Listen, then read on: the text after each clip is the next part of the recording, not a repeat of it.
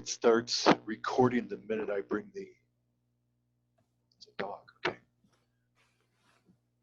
Thought she had a miniature moose on her lap for a minute. That is one long, is that a schnauzer, Brenda? Oh, okay. Oh, somebody joined Barbara. Hello.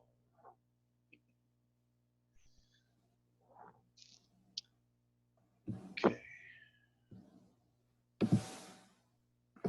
I hope we get more than 16, 17 people. Okay, somebody else joins.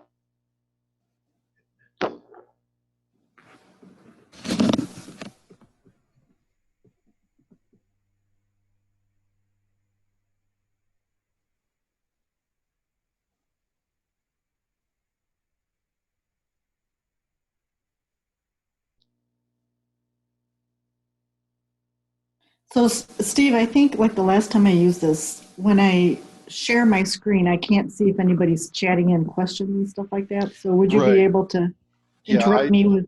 I'll be able to see the chat, so then I'll just break in Okay, and say, hey, we have a question. Here you go, Jan. excellent.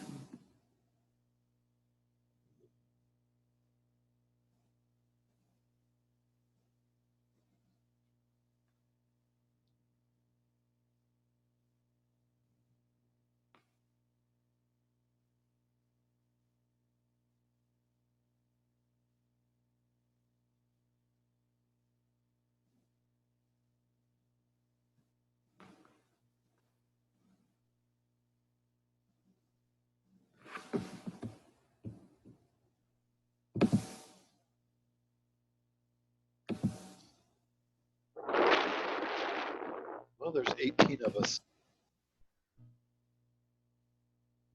And just so everybody knows, everybody's microphone is muted except for Jan and myself. So there is a chat option down at the bottom of your screen. If you have a question, you can send the chat. Jan will not be able to see it, but I will. So send your message on the chat option. I will tell Jan we have a question. I will read the question to Jan, and she'll be able to answer it.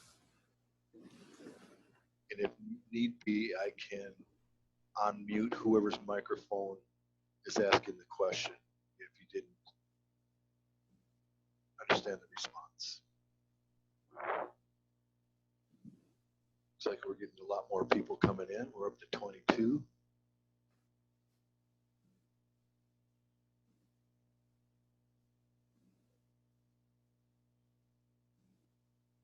You'll have to probably repeat those instructions later when everyone gets on. Oh, yeah.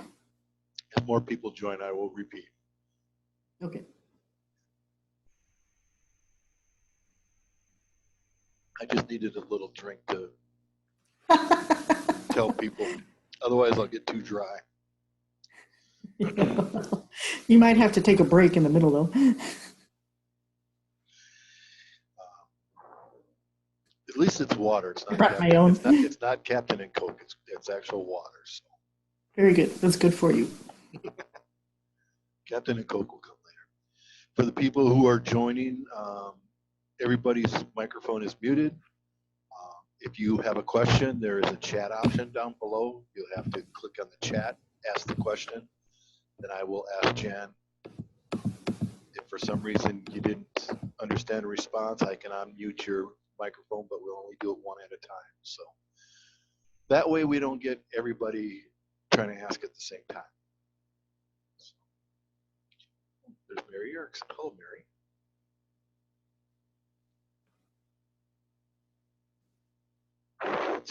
Okay.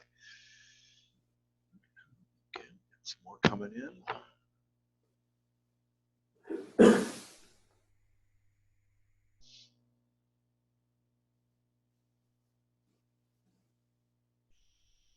So, Steve, is this the first time we've tried the Zoom with a larger group now? Yes. I used the Zoom a couple times with the board, which is 12 of us, and it worked pretty good. But again, almost have to mute because you'll get 2 or 3 people all trying to ask a question at the same time. So Right. it went pretty good on the board meetings. So. Okay.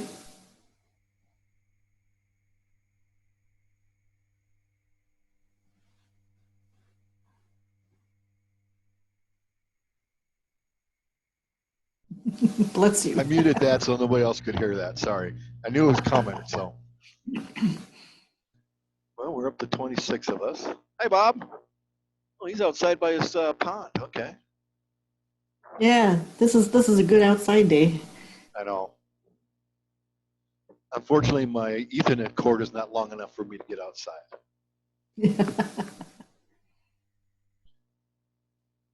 Might have to buy some Cat 5 and just build my, because I could build my own Cat 5s and maybe make myself a 100-footer.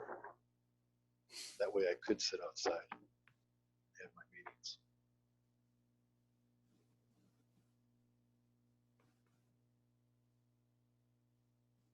Okay. Let's see here.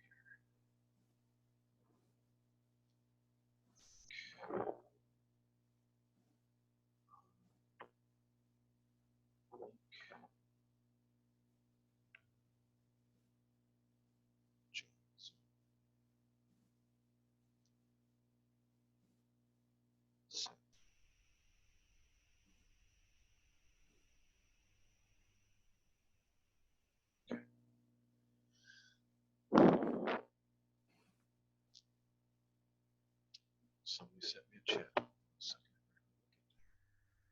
Where's the chat? Here comes Al. Oh, Marla. Oh, this is a great way to learn everybody's name. Okay. Yeah, that's true. Except we have an owner and we have a 390073. Mr. Blemmer and Mrs. Blemmer out on the ocean there with the ocean waves behind it. That's kind of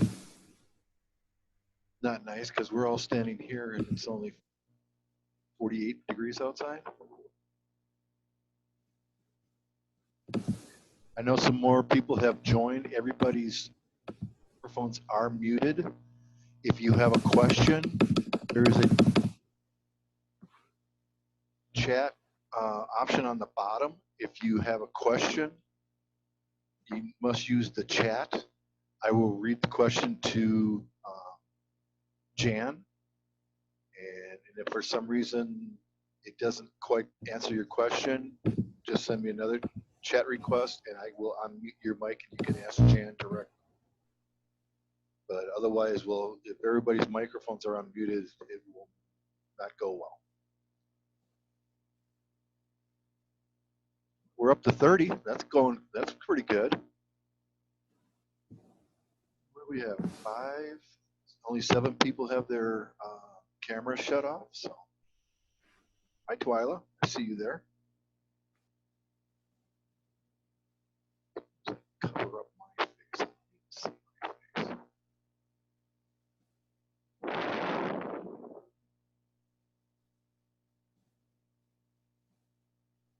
Want to give it 3 more minutes, Jan?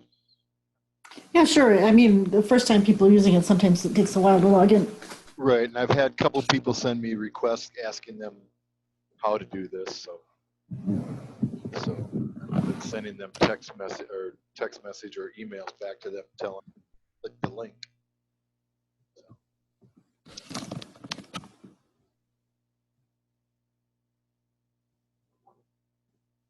So it's 2:05. Let's give them about 3 more minutes to see if anybody joins.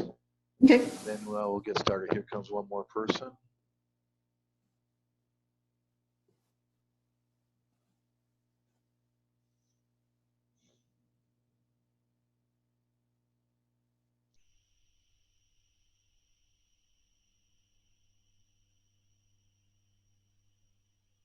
Let's see. Oh, Norma. We're looking at Norma's ceiling. She has a camera pointed straight up.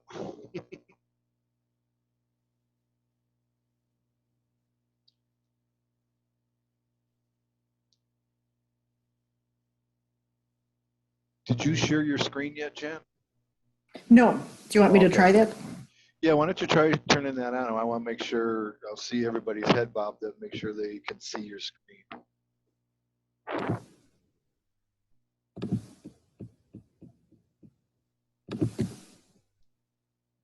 I see it. Okay. Okay. I lost the video of everybody else, but I still have the chat window up in front of me. So Okay. hopefully everybody else can see the You can ask people to either screen. chat or wave their hand if they cannot see it.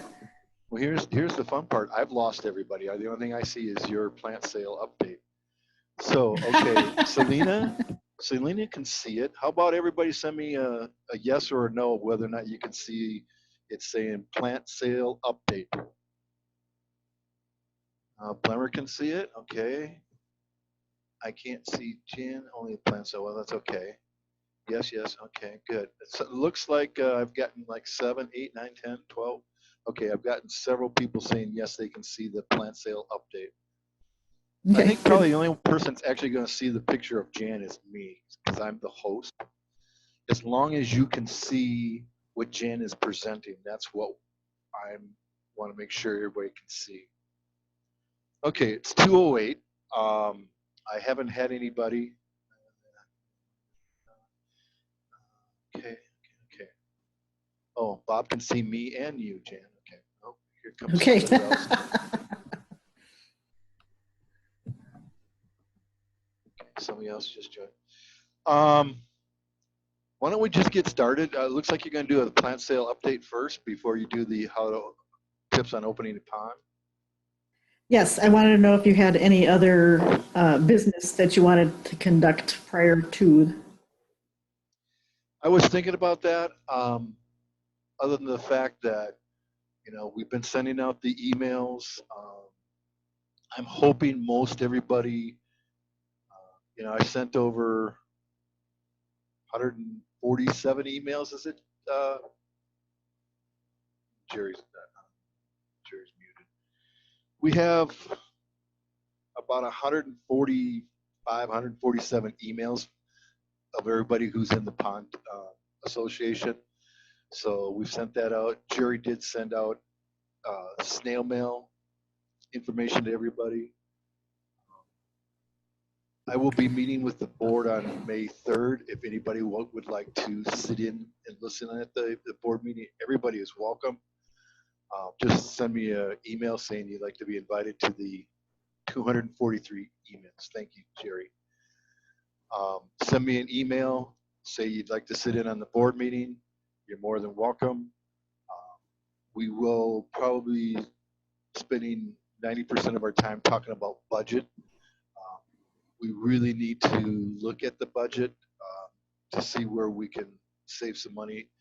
I would really like to not dip into our savings or our money market. I would like to keep this society as even as possible. So we're looking at different ways where we can reduce costs. So that's what our next board meeting is, and that is Sunday, May 3rd, and that is from 1:30 to 3:30. Probably go a little longer because we're going to be talking about budget and cutting things. So with that, I'm going to turn it over to you, Jan, and I'm going to let you do your plant sale update. Okay. I was going to say something while you were saying something, but now I can't remember what it was. All right. Yes. We're going to try to crank out another water log for May. The issue with using the water log as our communication tool is that it's slow at best and iffy whether or not our printer can print and use their staff to do that, because their printing is still listed as a non-essential business. So right now our printer is open, but open for only essential businesses. So that's kind of the status of our printer right now, but we're going to try to see if we can get a water log out. I'll have a lot of this information in the water log, but of course, for people who are listening, that is no longer our preferred communication method, mostly because it's probably a 2 or 3 week lag from the time I submit it to the time you get it. And a lot of stuff changes within a couple of weeks. So we are relying on people to use their email. Um, Jerry will be sending out emails. We're trying not to clog up people's email baskets with a lot of frivolous stuff. And we will also use Facebook as our primary up-to-date things. And our website, Marla is trying very hard to keep our website as updated as possible. Steve. Jan, Jerry, could you do me a favor and send Sarah Dill and Jeff Groutman the link to this meeting? Can you go into your invite, copy that link, and send it to Jeff Groutman and Sarah Dill? If I get off this screen, we're going to lose Jan. And okay. If you could, Jerry gave you an okay sign. Okay, Jerry gave me an okay sign. Okay, I'll shut up then. Go ahead. Great. So use our website, Facebook, and look at email.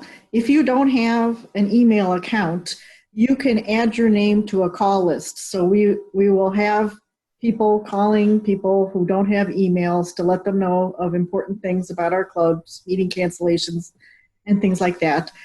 So you can send that into Jerry Claytor, your phone number, if you do not have email access. But again, try the website first, Facebook, and look at email. Those would be our three primary communication vehicles going forward until we can, kind of get back to life as normal.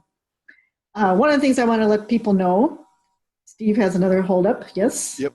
We do have a question from Cindy McGinn. Could you do the water log online for now? We are looking at that. We did talk to Darren Mosier, and that's one of the things that we need to discuss at our board meeting.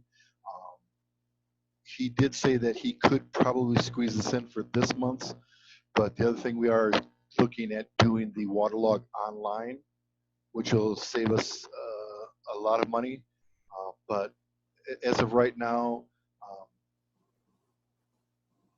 we're going to try and get the May out, and then we'll get the board to sit down and discuss and see about saving the money. Right. The water log is always available online, and you'll get an email notification from Jerry as to the link to open that up. That will not change. Of course, again, our printer is on a skeleton staff. Their priority is critical businesses, and even the layout work is non-critical for our water log. So we're kind of like last in queue. So the timeliness of the water log is kind of what we're questioning, but you'll always get an electronic version, and whether or not we stop printing them for a while might be one of the options that we're talking about at the board meeting.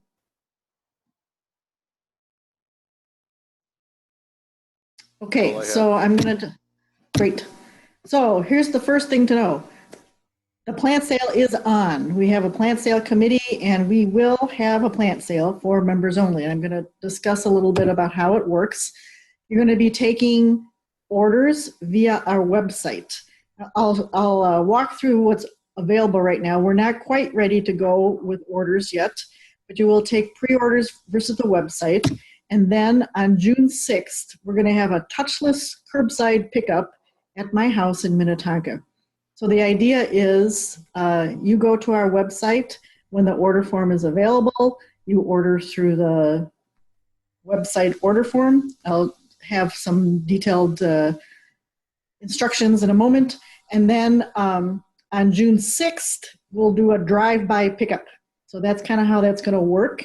It meets all the current state guidelines for safe distancing and social distancing and things like that. And plant material under the current regulations is one of those things that we're allowed to sell retail. So here's some key dates, and not everything's quite ready. The website currently has plants description prices, and they're on the website. And I will go through a little demo about what's available. We're still there's still a few errors out there. We're still proofing everything that Marla worked so hard to put up.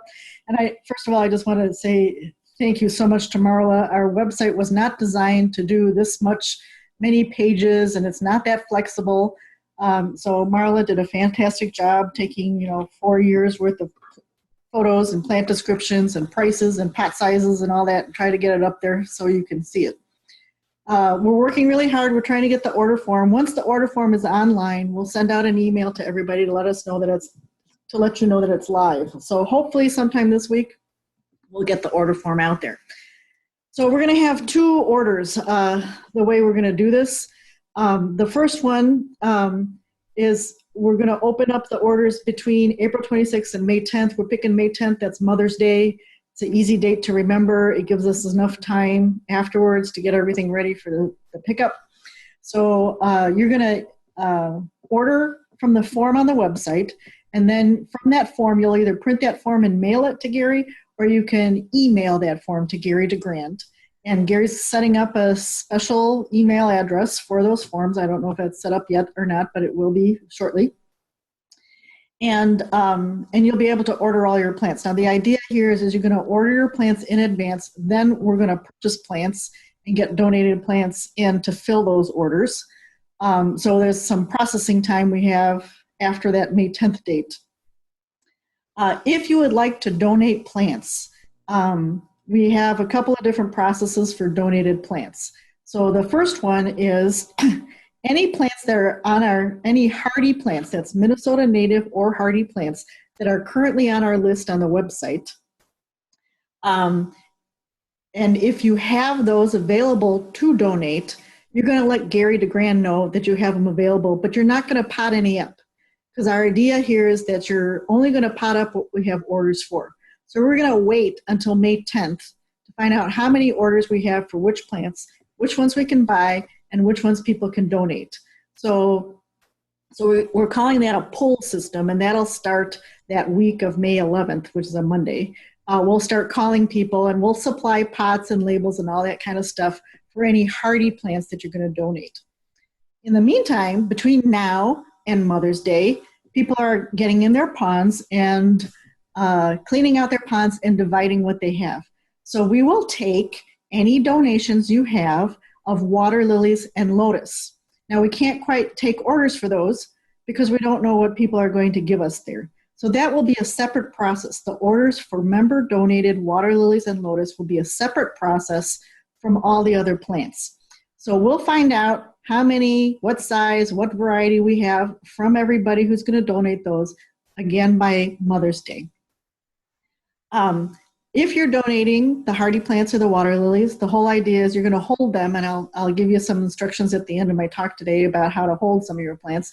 And then you're going to drop them off at my house either Sunday, May 31st or June 1st. Okay, so if you have, so after May 10th, we'll know the member donated water lilies and lotus. And we're going to do, if you want to order any of those, and Marla will update the website with varieties as people tell her what she has. So we'll know the varieties we have available. Star will take your phone orders shortly thereafter, May 11th or 10th, 11th or 12th, right after we close the window for letting us know what you have. And she'll be able to tell you over the phone at the time you order whether or not she's sold out of anything.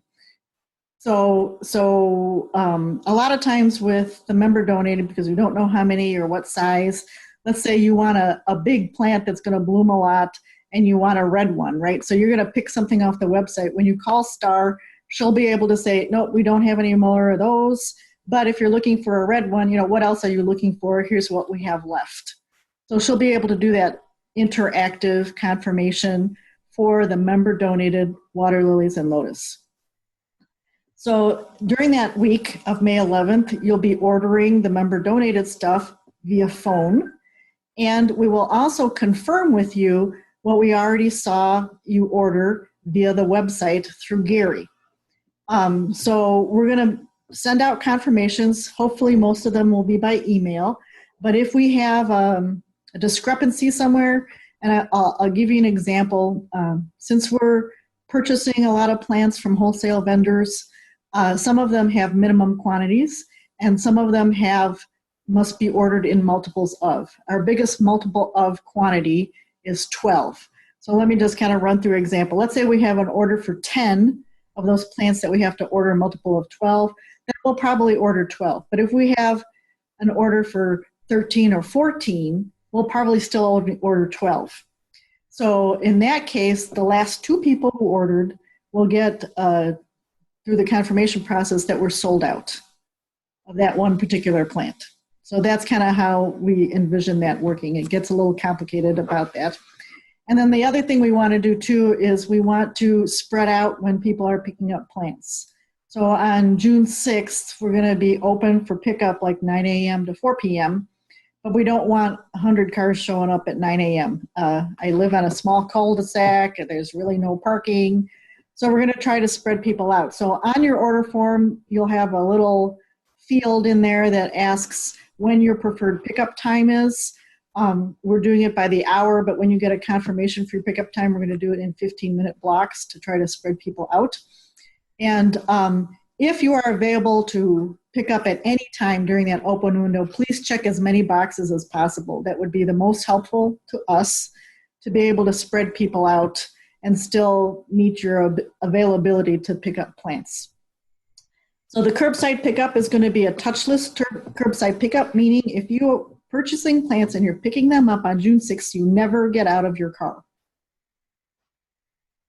So you're going to drive up, you're going to give us your order number, which is going to be the last 4 digits of your cell phone number. Somebody's going to go back, we'll have them all ready to go. We will, at the time you pick up, we'll add the floating plants like water lilies and, water lettuce or water hyacinths, the things that you don't want sitting in bags for a long period of time. We'll pick those at the time that you pull up. And then you'll get to a cashier. You will pay the cashier cash or check only. We're not taking credit cards or PayPal. And then we will have volunteers loading your car. So what we really need is your help, because we've got to have people help us set up some tents at my house. We have people helping get the plants from the airport to my house, from another vendor to my house, packing the orders ready in groups for the pre-orders, and then we'll need a group of people for the actual June 6th themselves. All the volunteer slots we have left are working outside, and all of this outside work can be done with social distancing. So we'll supply you with gloves. If you want to wear a face mask, feel free to bring your own face mask. And at any one time, all of the shifts that we were talking about, there are no more than 10 people outside and will be spread out. So we can still maintain all the social distancing guidelines. What I'm going to, yes. I found a box of plastic gloves in one of the supply tubs, so we do not have to buy gloves. So we have a whole box of them. Excellent, thank you.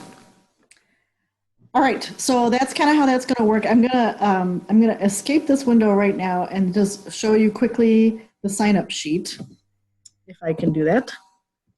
Let's see. Let me see if I can do this.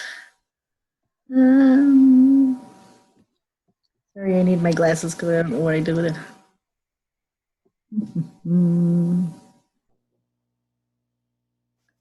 I think. Yes. Okay, can you see that? Yeah. Are you looking at a spreadsheet? Yep. Okay. So this is the sign-up sheet. This is going to go out on email. Let's see if I can. It's pretty much the same, almost the same sign-up sheet we had previously before the regular spring sale. It's just different dates and times. So. Right. So I just kind of want to walk through, so we've got on Monday, June 1st. We skipped a few up here. I got 4 people coming to my house to set up tents and tables. And then we've got some people coming to,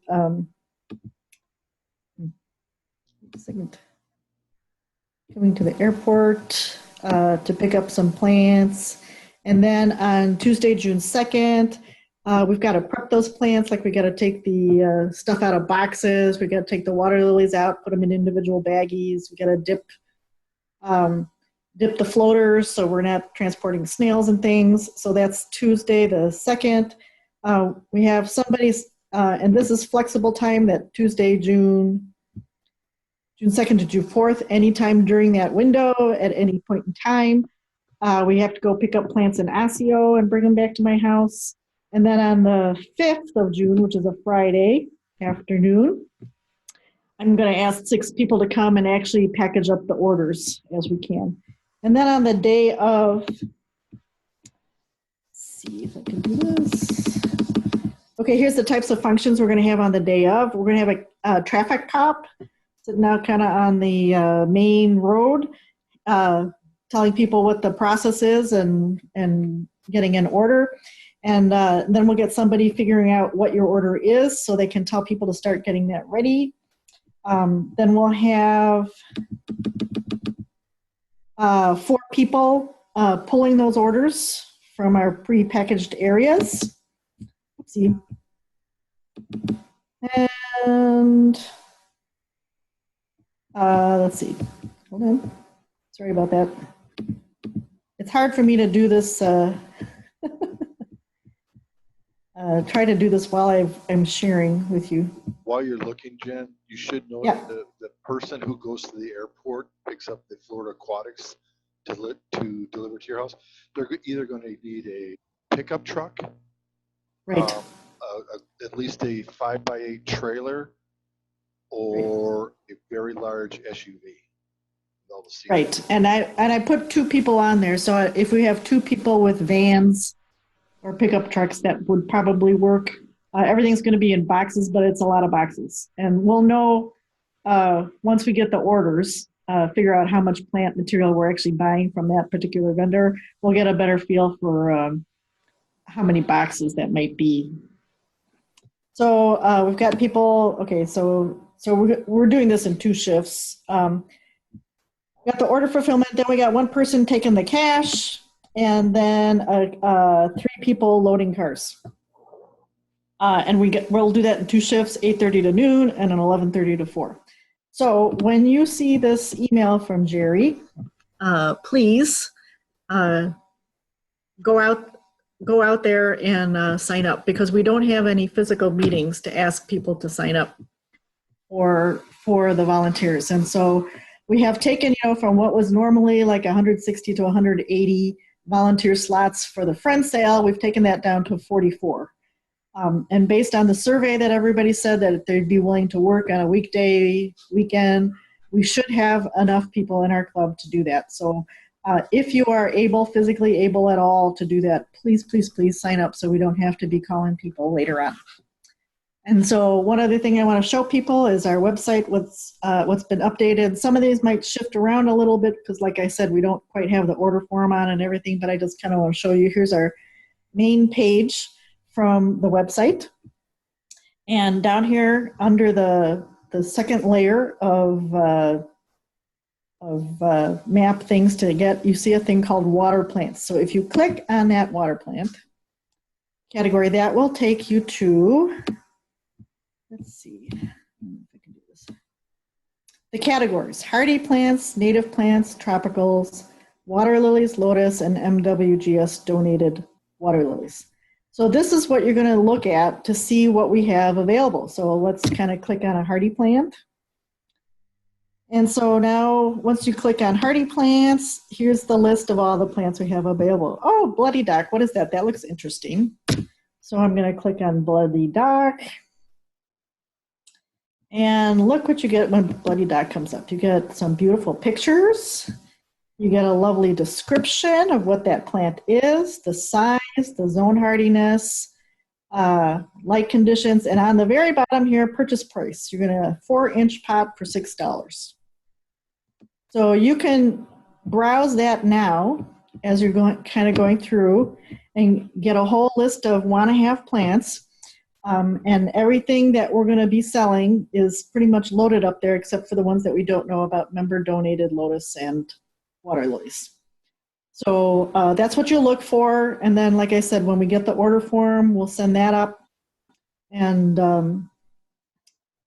And that's kind of how we plan on going. So does anybody, we'll have instructions and things like that. That's still not up yet on the website. I just want to give everybody a little preview of what that looks like. All right, so are there any questions about the plant sale? I'll pause.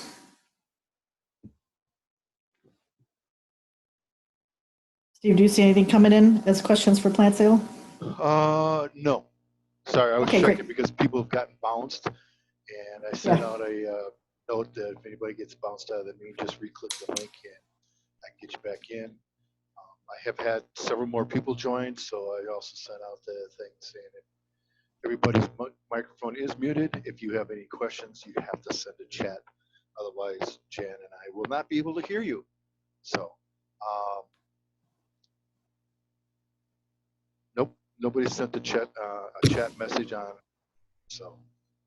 Okay, so now let me kind of just go through Hold on, with I did get one oh. message. Hold on, somebody else is joining. Let me get them admitted. And Bob Hansen says, as a new member, I am wondering, since the plant sale is not at the fairgrounds, when is the startup for the fair pond? We are working on that, Bob. I believe if it is the last weekend, 30th. Last Sunday in May. Saturday. Last Saturday. In May. Yep. If it rains out on Saturday, it will be Sunday. So it'll be that last weekend in May. Definitely for Saturday, unless we get rained out, then it will be on Sunday. Okay. Kristen, are any of the water lilies evening bloomers? No, we're only doing hardy water lilies. So all hardy water lilies are daytime bloomers. We do have 3 varieties of what are called the ISGs, the intersubgenetic water lilies, which is a cross between a tropical and a hardy. But we chose the hardy versions. Of course, depending on whether the mother or father is the tropical, depends on whether the ultimate ISG is tropical or hardy. So we have chosen only hardy varieties, and all hardy varieties are day bloomers only. But the 3 ISGs we have are really beautiful. You'll get some really fabulous colors that you don't normally get in a hardy, and they tend to bloom more and longer into the season than normal hardies. Aren't 2 of the ISGs purplish in color? Yes, you'll get the purple colors, and then there's one that's a really beautiful magenta color with some. That one looked really good. I like that one. Okay, any other questions on the plant sale? Plant sale. Yeah, I'm getting there, Jan. Okay. All right. Doesn't look like we do have, besides yourself and me, 38 participants. So. Okay. I will shut up and let you go. Okay. So I'm repeating one that I did in, well, it was originally supposed to be for a March meeting, which got canceled. And then we tried to do a last second one on Google, but then it turns out only 25 people could view it. So we had a lot of people trying to get in that couldn't get in to the Google Hangouts. So since it's been so crazy and we've now bought our Zoom account, I'm repeating the same information I gave in March. But on this particular one, we will be recording this this presentation so you can view it at your leisure, and so more people can get to it, the information when they have. And again, if you have any questions, just chat a thing and Steve will interrupt me. So I have the way my philosophy goes when I talk about opening up the pond is I like to do the least amount of effort. So I call myself a lazy gardener. So before we really talk about spring cleanup, a lot of it depends on what you did in the fall. And a lot of it also depends on your personal preferences. So we had Jamie Beyer come speak to us a few months ago, and he was talking about the whole pond patina thing. And yes, it's lovely to have a pond patina. But if you don't like that kind of thing, you can clean off your rocks sparkly clean. And so again, a lot of this is personal preference. If you have questions about the health of the pond one way or the other, I'll try to mention it as I go. But one of the things which helps in your spring cleanup is what you've done in the fall. And so one of the things I like to do in the fall is, try to keep as much stuff out of the pond as possible. And also, I like to take out all of my stuff in the biofalls and the skimmers so that your biofalls really aren't active in the winter. You don't have water. Most people don't have water running through them. And the bacteria just doesn't survive in really cold temperatures anyway. So I like to wash all that stuff off, all the mats that you have and things like that. It's easier to store them clean and dry than it is to store them all gooky and wet. And you'll get actually more life out of them, like those little white pads that you get when you buy the Aquascape skimmers and biofalls.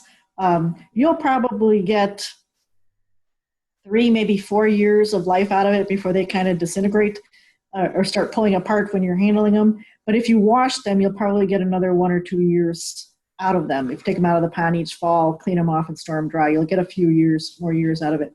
I'm going to talk about the kind of gear I use because gear makes it a lot easier to clean your ponds out and open them up, and it also makes it much more comfortable for you to do that activity. A little bit about fish and plants, and then restarting with chemicals. So let's talk a little bit about fall prep. A lot of people, not a lot, some people like to net their leaves. So a lot of this depends on how big is your pond, how practical is it to net leaves. If all you do is stretch some deer netting over the top of your pond, and if you have a lot of leaf litter, basically that will weigh the net down, and then you'll still have quite a few leaves in your pond. It'll be easier to get them out, but they'll be wet, and they'll be weighed down in the pond. Whether or not you run your waterfall all winter or not depends on what you do in the fall.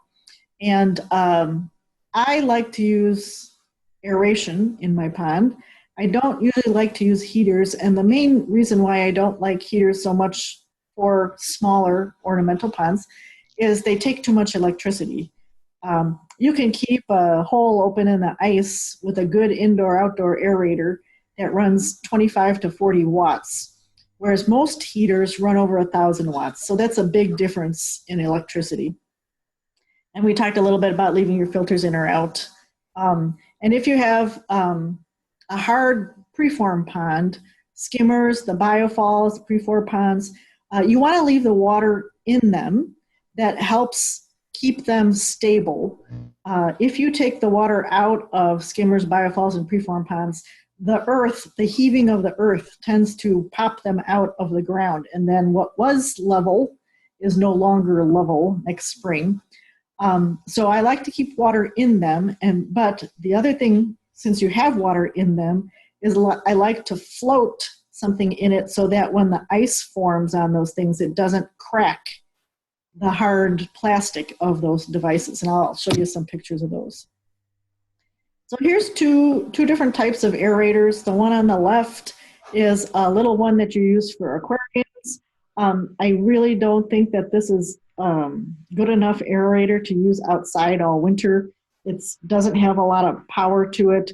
You can see the small, skinny little tubing can easily get pinched in the ice, and it just doesn't have enough output. So if you're going to aerate your pond, the one on the right happens to be one made for indoor outdoor, and you can see on that I have a much thicker hose. It's not clear. It's a thicker rubber hose. You can use the stuff like you use those thick rubber hoses for use for washers and dryers. That's usually pretty thick. I don't like to use the clear plastic vinyl, even if they're thick ones and have a larger diameter, because they can get pinched more easily than the rubber ones. And then they also can condensate. So what happens is in the sun, you'll get some condensation on the inside of that hose. And then when it gets really cold, that'll freeze. And so it'll tend to block the air from actually getting into your pond if you use clear plastic hose. My favorite hose to use nowadays is made for year-round aeration, and it's called sink-weighted tubing. And that is what happens to be on that one that you see on the right. It's thick, it's black, and when you throw it in the water, it sinks to the bottom. So you don't have to worry about weighing down your diffuser. And on this particular one on the right, you can see that white plastic thing with some valves. That's a really cheap diffuser. And so it just takes the large bubbles that would be coming out of that aerator and makes them smaller, which supplies a lot more oxygen into the water than if you just had just the tube without a diffuser on the end. Oopsie, let me go back. Okay, this is what I was talking about, cleaning and storing your filters. So on the left is a skimmer mat that hasn't been washed off, and on the right is I have two filter mats, so I just kind of showed the before and after of why it's probably good in the fall to clean those off, so you can store that on the right. And like I said, you'll get a good year or 2 or 3 more years of service out of your filter mats if you store them clean and dry in the winter versus leaving them in your pond. And then here's my skimmer box, and so I keep the water in it. I've taken the pumps out of it, and you can see I've thrown just a couple of logs in there, and those logs will be enough so that when you get that top layer of ice on your pond, that will push the logs out way before it will crack anything you have in your skimmer. So what can you use for that? Logs is a good thing. You can use high density styrofoam. Don't use the low density stuff because that will break apart and you'll end up with tiny little pieces of styrofoam everywhere in your pond and in your yard forever. Or you could use like an open plastic carton, like a plastic milk jug. What you want to do if you're using something that floats is you want it to float mostly submerged. So how do you do that? If you have like a plastic milk jug, I'll take sand or gravel and fill it about a third of the way up with sand or gravel, put the top back on and just let that float. So then now again, when the ice starts forming, it'll crush that little plastic jug before it crushes or breaks apart your skimmer or biofalls or preform pond. So that's the fall prep that I like to do. So here's your idea. So when you're starting up your pond, is it best to start from scratch or to try to maintain something that you've already had? And it's very similar to aquariums, right? So anybody familiar with aquariums knows that you don't just buy a brand new aquarium, put water in, and then put your fish in the same day, right? So you have to, get your filters to start working and things like that. And so your pond is very much like that. So if you're going to do a lot of cleaning and scrubbing and all that kind of stuff for your pond, just realize you're going to have to take a little bit more effort to get all the bacteria and all your filtration up and active. I like, though, starting out with a nice clean pond, because if any of you have not yet done your water, not yet cleaned out your pond, the sun today in April, here, mid-April, is the same strength as it is in August. So you're getting a lot of sun on that pond, and you don't have any plants growing right now. If you do, there's not too many. So all that sun and all the nutrients from the fall is feeding your algae cycle right now. And I'll show you some pictures of what ponds usually look like before we start doing it. So I like starting from as much scratch as I can, because the reason why I don't mind doing that is the bacteria that you're using to seed your pond is relatively inexpensive. So I don't mind waiting for a while for that stuff to grow, the bacteria to grow, because I get a head start on the algae and I don't have to worry or fight it quite so much the rest of the year. Now, a lot of it depends, again, on a couple of things. The size of your pond, especially. So if you have let's say a 20,000 gallon pond, I would be far less likely to clean that out every year than if I have a 500-gallon pond. Why is that? Well, because you've already got a large ecosystem working for itself. In a small pond, it's really harder to establish that ecosystem, or it's a lot easier when you drain it to get, disrupt your ecosystem. Whereas the volume of water really makes a difference. Now, some people design ponds to look so natural, they take months to fill, right? So that makes no sense at all to drain it and clean a pond like that if it's going to take 3 months to fill, right? So again, size of your pond makes a big difference is in terms of when you're getting it started in the spring, what you really need to do with that. Your age of the pond also matters. So people with brand new ponds, you don't have much mud, dirt, accumulating crap in the bottom of your pond. So you can probably get away with the first 3 years never having to clean it at all. Just use a good sludge remover, a good bacteria, everything will be great. So we hear a lot of times from members where they'll have a pond, it's like, I haven't cleaned my pond at all, and I have no algae problems whatsoever.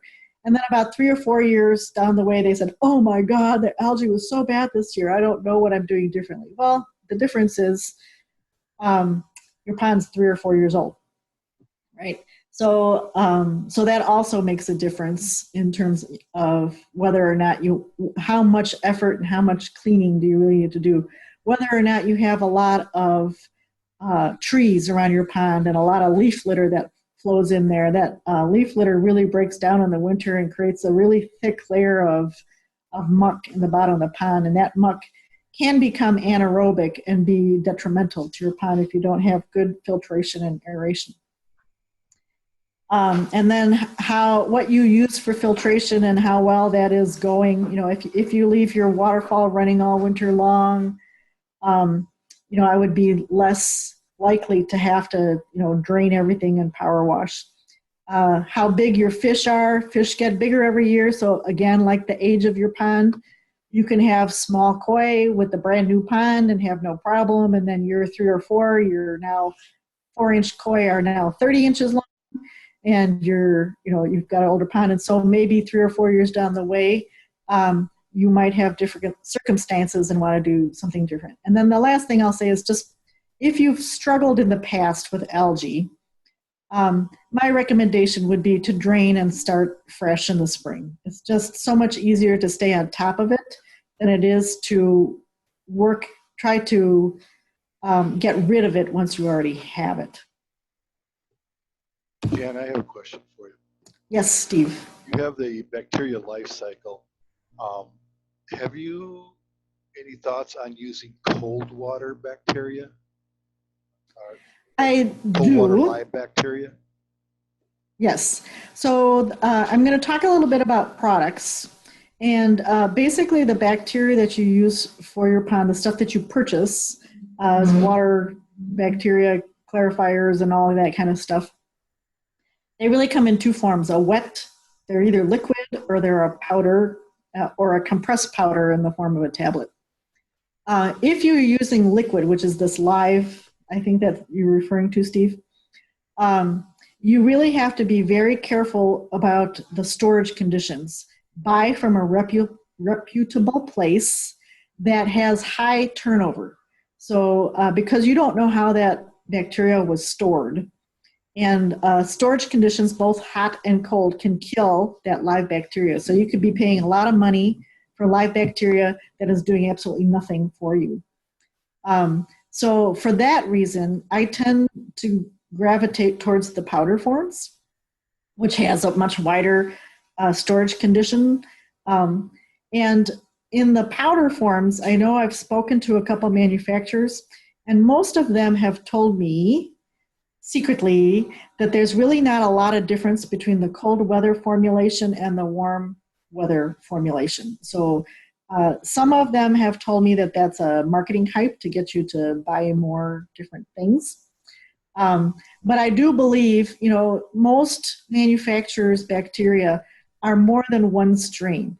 And for sure, certain strains of bacteria work better in colder water than other strains of bacteria. So theoretically, I would imagine that if you had a manufacturer who was selling you a liquid cold weather bacteria, that they have incorporated a far greater percentage of the cold weather bacteria in that formula. So that's basically what I know about the cold and warm weather ones. We do have a question from Bob Christensen. He said, will Jan be sending out or posting her presentation? Jan won't, but I will be sending the video to Marla, and she will be posting it on the Minnesota Water Garden Society.org website. I will also be posting it on our YouTube channel, which is Minnesota Water Garden Society on YouTube. And Ann was also going to post it on our Facebook. Bob Hansen has a question. What is the temperature of your ponds right now? Mine happens to be 52 degrees. We measured ours at 44 the other day, so yeah, that was this morning. Chilly. Okay, I haven't measured it this week, but last week when we were putting our fish back in, it was 44 degrees. I'm going to talk a little bit about that when you're talking about when to do it with fish. Yeah, I would think depending on how much sunlight and how much shade your pond is getting, whether the temperature is warming up or not. Carol Jeskula, here is her question. Are we assuming you have an aquarium to put fish in for a few days when you drain your pond and clean it in the spring? I have about 30 fish, mostly goldfish, some koi. Yes, I will get to your question later, Carol. So I have some photos and some suggestions when we get to the fish part. Okay. That's it for questions so far. Thank you. Okay, gear again. So this is mostly for making it easier and more comfortable to clean your pond. The ones that I have with asterisks, I kind of feel like are almost necessary. But having some boots or at least a waterproof apron is a lot easier. But if you have waders, and I use hip waders, and I'll show you why, that is much more comfortable. You don't have to worry about going into your pond or whatever. Insulated waterproof gloves, I'm going to show you some differences of that.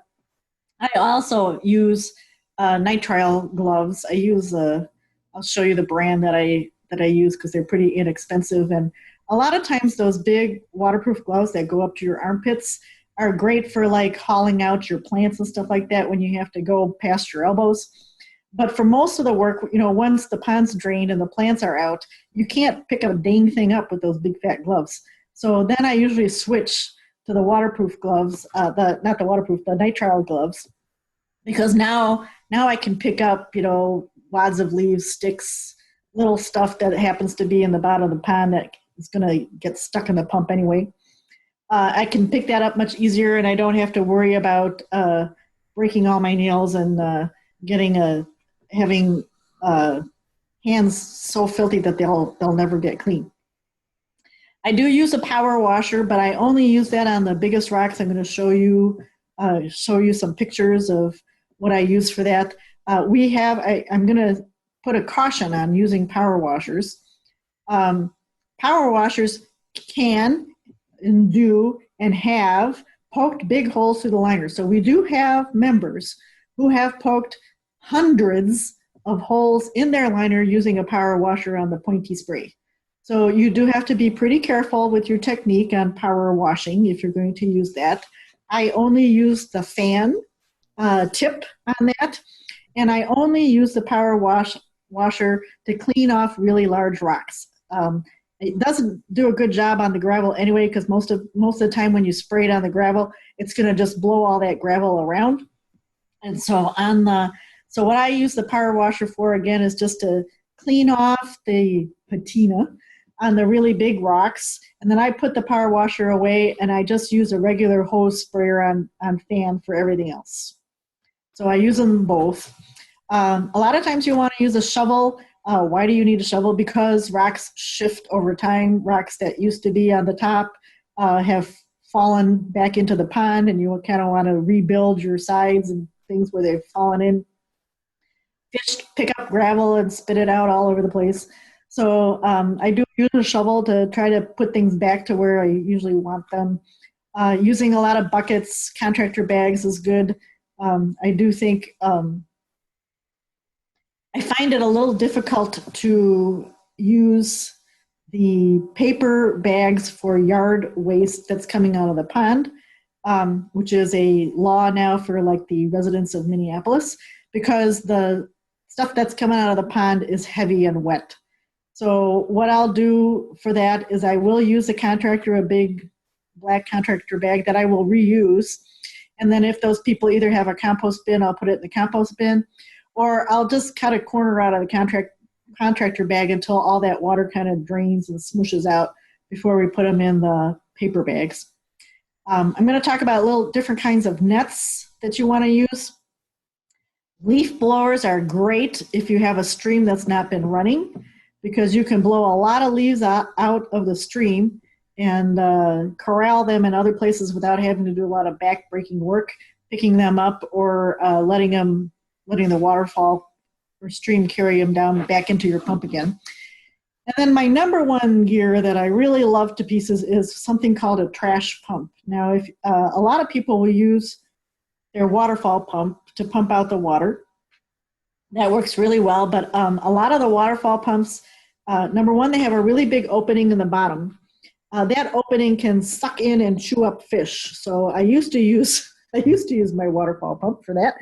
And if you have a lot of small fish and you can't catch them all, a lot of times they'll be spit out the other end, and they some are worse for wear when they take that ride through the pump and out the hose. And sometimes you can save them and sometimes you can't. So I use this thing called a trash pump for a couple of reasons. One is it will suck out leaves like you wouldn't believe, mud and stuff like that, so it doesn't get clogged that easily. It has a grid over it so the fish don't get sucked through that. And it's really heavy duty, made for that kind of work. So here we are. This is Mark B. and one of our members, Tim Larson, at his former pond. And this is our gear that we use. Tim and I are in hip waders. Most of the time that works really well, but in this case for Tim's pond, you have to wear a dry suit. So Mark, who is a scuba diver, dons his dry suit. Now his dry suit allows him to completely submerge without getting his clothes wet. So those bands around his wrists and his neck prevent water from actually getting into his clothing. And you can see that he actually has a snorkel. And why? Because Tim has a really deep part of the pond, so that his pump is in the bottom part of his deep pond. And so in order to disassemble that pump so that hose drains and doesn't freeze over winter, you have to get in over your armpits to get to that pump. And so the only way to do that is either to drain the pond low enough so you can get in there, or find somebody who you love and who is very nice and sweet enough to don a dry suit and get in there in the pond. So that's perhaps a non-essential gear, but if you have a really deep pond, you might have to resort to certain techniques. I'm available for rent. Mark said he's available for rent, but I just have to let you know it's a really high price. These are the kinds of gloves that I like wearing on my right hand, left of the screen, are my waterproof gloves. And you can get all sorts of them. I usually get them right off the internet because they're the cheapest you can find. And again, you want something that can slide up your sleeve all the way to your armpit. And that is usually enough to get to almost anything you need to, unless it's totally in the bottom of the skimmer. In which case, up to the armpit isn't quite long enough. Brenda sent a message. She uses an old sump pump for draining her pond. Yes, I've used sump pumps too, but I do find that they get clogged pretty quickly. So if you have a lot of leaves and things like that on the bottom of your pond, you will spend as much time pulling your sump pump back up, taking the leaves off the bottom of it and putting your sump pump back in, as you will just getting a better pump. So yes, I've used sump pumps. They, again, if you've got a small pond without a lot of leaves and stuff in the bottom, that probably works. But if you've got a lot of leaves, it's a pain in the butt. And you can rent those trash pumps from any rental place. They're, I don't know, to me, they're fairly inexpensive, but I drained my pond one time, and I used the trash pump, and I just rented it. It was so much easier. Yeah, it is a lot easier. Okay, so then on my left hand there, which is the right of the screen, those are the nitrile gloves, and I get those. That's a 100 pack that I get at Menards, and I like the black ones because they're thicker than those normal blue ones. So I can use them, and they rarely break through. And when they do, in fact, usually I reuse them. I turn them inside out when I'm done with them, and then I reuse them again until I finally blow a finger on them. So I use them in gardening and all kinds of stuff too. So I like those gloves, and they're pretty inexpensive. Okay, this is a hose sprayer. This is a special hose sprayer that you can get in all sorts of places, hardware stores and things like that. State Fair usually sells this kind of stuff. And that takes your water from your regular hose, and you can see it shoots it out a long, thin tube. And then that tip, again, you can get different tips for it, but you can get a great fan spray on it. And that's usually better than most nozzles you have in garden hoses. And I love this fan spray when I'm near the end of cleaning a pond, because what you can do is most people build their pond with long stretches of flat surface that is covered in gravel, which looks nice. It's not really necessarily natural looking, but it makes a nice look for your pond, and it's really easy to put things in it like water lilies and move them around and things. But it's a pain in the butt to clean because it's hard to get everything from that flat surface to one end or the other. So I like these flat fan sprays for just continuing to scoop the muck and the dirt and everything in one direction on long expanses of flat gravel-covered bottoms. So I use that a lot in my pond cleaning. Okay, here's different kinds of nets. And on this little field spray of 5 nets, the 2 on the left are really only good for catching your fish. You want really nice, soft netting material. If you have really large koi, I like using something called a koi sock, which is the one all the way on the right. You see it's a very short handle with a long tube. And then the 2 in the middle there, the white and the black one, have a flat edge. And those flat edges, you can see, are really important for things. So on the right, those flat edges, and I like the white one a whole lot better than the black one. Why? Because that white one is really sturdy. So I can scoop out anything that is in the bottom of a flat bottom thing like a biofalls or a skimmer with that upper square top net. And I can really get to the bottom of that. I can find all the dead frogs and everything that's in the bottom of the thing and not have to worry about clogging the pump or anything like that. The black one, although it has a nice flat edge, is just too fragile. So if you fill that black one with heavy wet leaves, it will almost always come apart on me. So I like using a sturdier frame, and you can even see there's like a rubber gasket along the top, so I don't have to worry about chewing up my net. So I use that white net, square net, on the top for cleaning out ponds. It's like my favorite thing. And then on the left, you can now see how the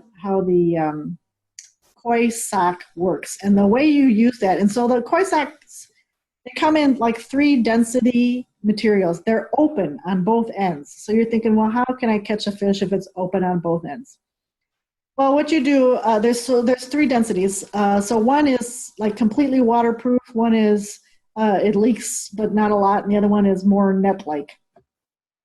So this one that I have is the middle kind. It will leak a little bit, but I don't usually worry about it.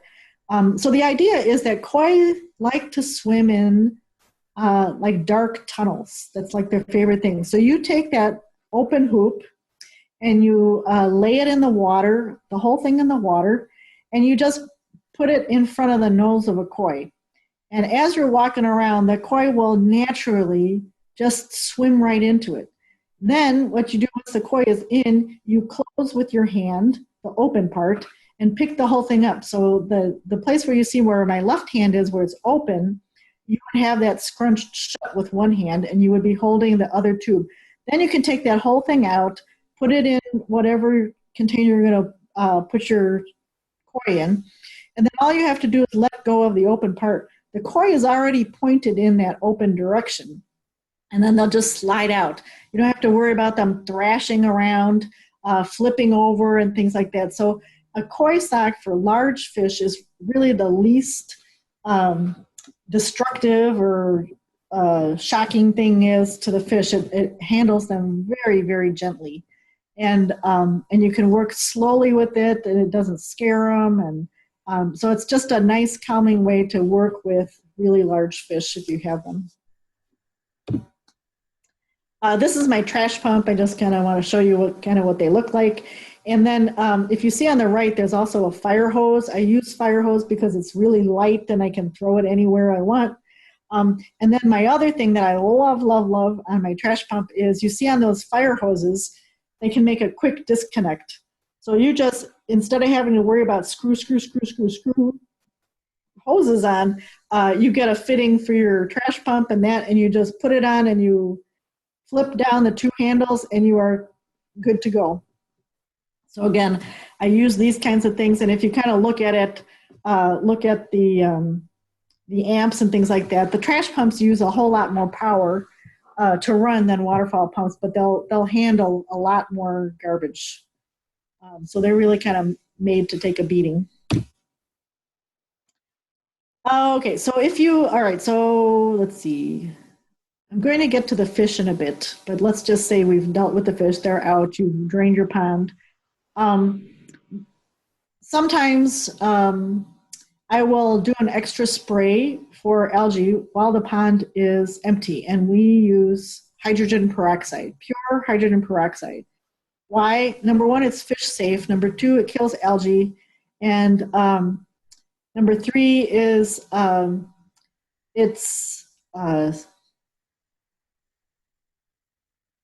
reason why it kills algae is it's at a low enough concentration. So if you try to put hydrogen peroxide underwater, it becomes too dilute to actually be effective. So when the pond is drained, it's really easy to spray the rocks with pure hydrogen peroxide that you get right out of the pharmacy. And it works at a really nice natural algicide. It's also good to use in the summertime. If you have algae in your stream, you can turn the water off in your stream, spray it down. It'll foam up like it does on a cut. You can hear it foaming or see it foaming. And you just kind of let it set for 10 minutes, 15 minutes, whatever. Then you can turn the water back on. And usually that's enough to kill your algae in the stream. It's a nice way to make sure you get the stuff that you didn't get with the hose off of the ponds. Okay, so let's talk about how you deal with fish in your pond.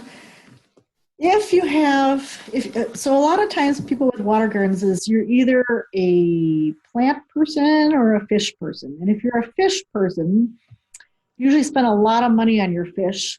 And some people take vacations like to Japan to pick out their fish and they have them shipped back home to a cost of, $10,000, $15,000 a fish or so. So if you happen to be that kind of fish person, you really don't want to be carting your fish in and out of your pond while their temperatures are really, really cold because it's a high stress factor for those fish. So we use this magical temperature of 50 degrees for your fish. So really below 50 degrees, your fish systems, all of their systems, have started to shut down a little bit. So their digestive system isn't working as well as it normally does. And their other systems for taking care of cuts and diseases and things like that also isn't working as well as it usually does. So when your water temperature is consistently above 50 degrees, it's not very stressful to move fish. What else gives fish a lot of stress factors? Probably the number one killer of fish as you're changing out the water in your pond is a temperature differential. They really can't handle, let's say, more than 4 degrees Fahrenheit difference. So it'll shock them and they will actually die. So probably I've seen more fish die from taking them out of the pond, cleaning the pond, and putting them back in without stabilizing the temperatures where you're taking them from and putting back into. Because what happens is if your pond's sitting out in the sun, that temperature is going to be a whole lot warmer than after you clean your pond and you fill it up with fresh water. It will take a while for that fresh water to come back up to the temperature.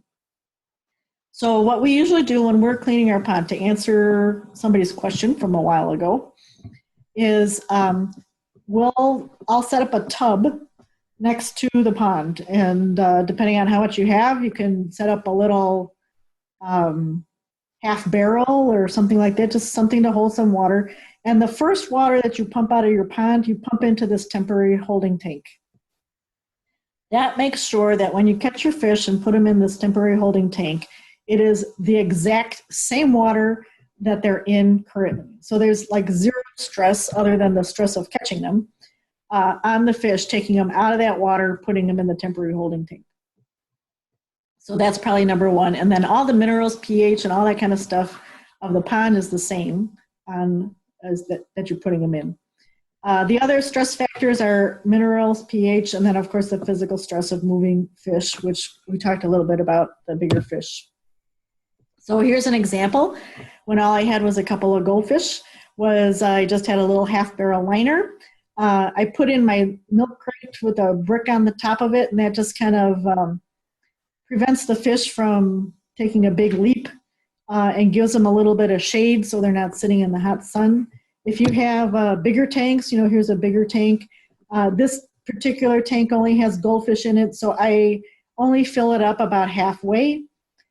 In this case, and when it's filled up halfway, these goldfish aren't going to be able to jump out. If I had koi in there, I would probably fill it up about 2/3 of the way for the koi, and then I would while I'm cleaning the pond, I would put something over the top of it, like a tarp, and weigh that tarp down. Yes? Couple questions. Twyla asked to use hydrogen peroxide full strength in that sprayer. I'd mentioned to her that yes, but only in a pond that has no water in it, because if there is water in the pond, the water will dilute the peroxide. That's correct. Ted Greenbaum says we leave our fish in our pond all year round with a aerator, and he sent me some kind of a website which I can't see. So Ted, I'm not sure what that website is for because I can't read it. Also, this tub that you presently have on your screen, Jan, the club has a couple of those. So if people want to clean their ponds and they need something to put their fish into while they're cleaning their pond, they should contact me and I can let them use the society's tubs for storing their fish. But they will have to come bring it and clean it and bring it back. All right. Thank you, Steve. That's very generous of you. So if you have large koi, I would put something over the top of it because koi will jump out. I can't tell you how many times I've been cleaning a pond and looked over my shoulder and suddenly I have this fish flopping around on the sidewalk. So that's number one. And number two is it's just good to use an aerator while you've got fish in a smaller confined space. So again, even with goldfish, I'll use a aerator. In this case, I could probably use that small little one for aquariums. But most of the time, because I'm cleaning ponds that had their fish outside and were wintered, I had that big indoor-outdoor aerator anyway. So I just take that aerator out of the pond and I put it in my temporary storage tank until I'm finished. Now when I'm putting the fish back, so let's say now my pond's clean and I'm putting the fish back, what you want to do is now acclimate your fish towards the same chemical temperature composition of your pond. And so the way I'll do that is I will scoop out some water from the tank that they're in and pour that out, and then pick up some water from the new clean pond and pour it in. Doesn't even have to be after about a day. And so what I'll do, and I'll do that, and I'll wait 10, 15 minutes, and I'll do it again. So I'll do it as many times as I have to until the water in the tank with the fish is pretty much the same temperature by feel. You know, if you put your hand in the tank and put your hand in the pond, you can tell which one's colder and which one's warmer. So when you can't tell which one's colder anymore, figure your fish are acclimated, and then you can put your fish back into the pond. If you are on city water that has chlorines and chloramines, you're going to want to put a water conditioner in there to make sure that, and circulate your pond for a while to make sure that you've gotten rid of those also before you put your fish back in. But I'm going to talk about that. I think I have a slide on that too. Oh, here we are, water conditioner. There you go. So yeah, any water conditioner, depending on what you have, like some water conditioners just take care of chlorine, some do chlorines and chloramines. In this case, I don't know if you can read the bottom, but it says removes chlorine, chloramines, detoxifies heavy metals, and buffers pH. So you kind of want something that does all of that. Oh, and so while the fish are out, here's a case here. You're thinking, why is Jan's pond purple? This is also a good time to get rid of any other critters you don't want in your pond, like leeches. And so one of the best ways to get rid of leeches is to use potassium permanganate. And there's all sorts of formulas about how to use it and stuff like that. But as long as your fish aren't in the pond, you don't have to really worry about how much to use or not. So I just pour it in and circulate my pond until it the whole pond is about that color. And how does potassium permanganate work? It's actually used by city utility places to get rid of parasites in city drinking water. So it basically kills all invertebrates. So snails, slugs, leeches. It does a really good job of killing them. It does not kill or harm, in these lower concentrations anyway, frogs. So you don't have to worry about frogs. And in fish, in lower doses, it's okay. In higher doses, it can cause some gill damage. So if your fish are still in the pond, I would be very careful about how much I'm putting in. But while they're out temporarily, before you put them back in, it's a really good way to make sure you've got rid of all your snails and leeches.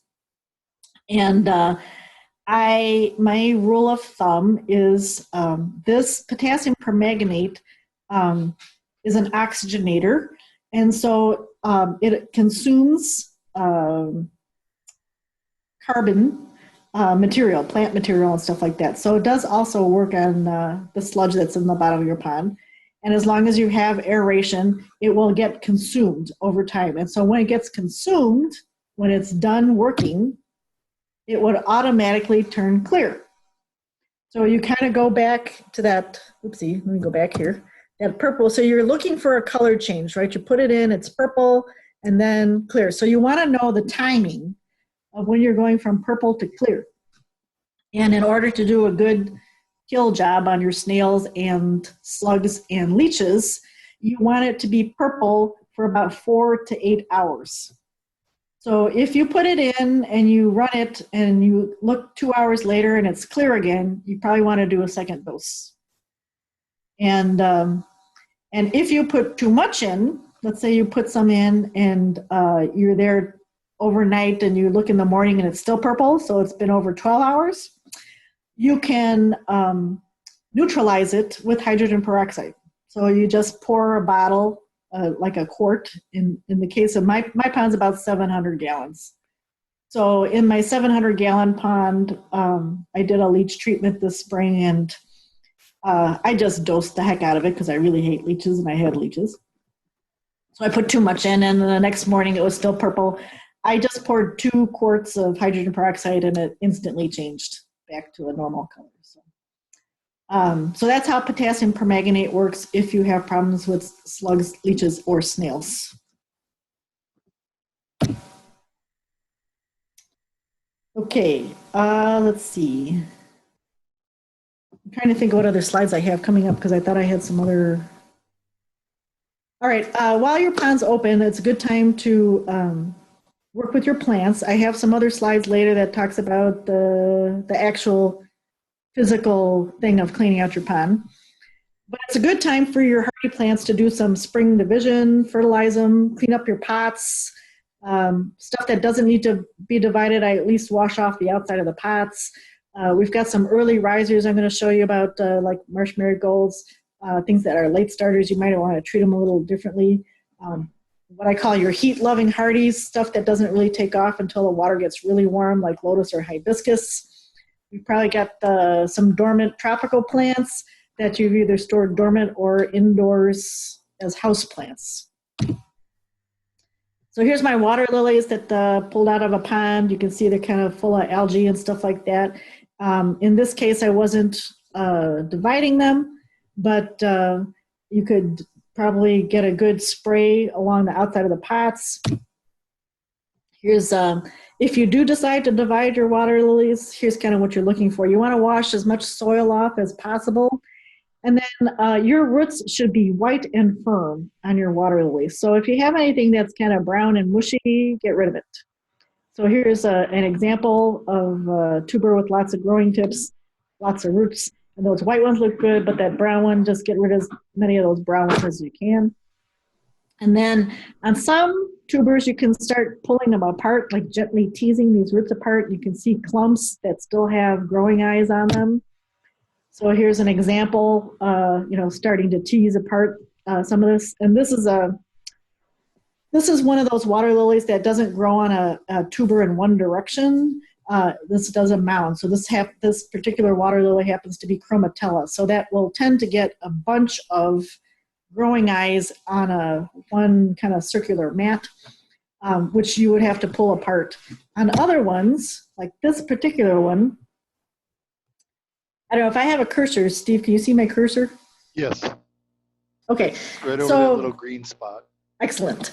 All right. So here's one of those tubers that grows in one direction, but in this case, because I've cut it many times, it's growing in multiple directions. So here, right here, where my arrow is a growing tip. Here is another growing tip. Here is another one. You can see a little growing tip there, little growing tip there, little growing tip there. This stuff in the middle, which I had another tuber coming off in this direction, is all dead, mushy stuff and doesn't even have any good, clean white roots. You see these nice white roots over here. It doesn't have any of those. So this is kind of dead stuff over here. So what I did with this one is I just took a saw and I chopped it in half, right? Because here's all the growing tips over here, and here's these growing tips, and the stuff in the middle isn't going to do anything anyway. So it's on those larger tubers, you might need to take a knife or a saw or something to break them off as you're dividing them. But the idea is each section of your water lily needs to have at least one growing eye, a piece of tuber, which is kind of like it's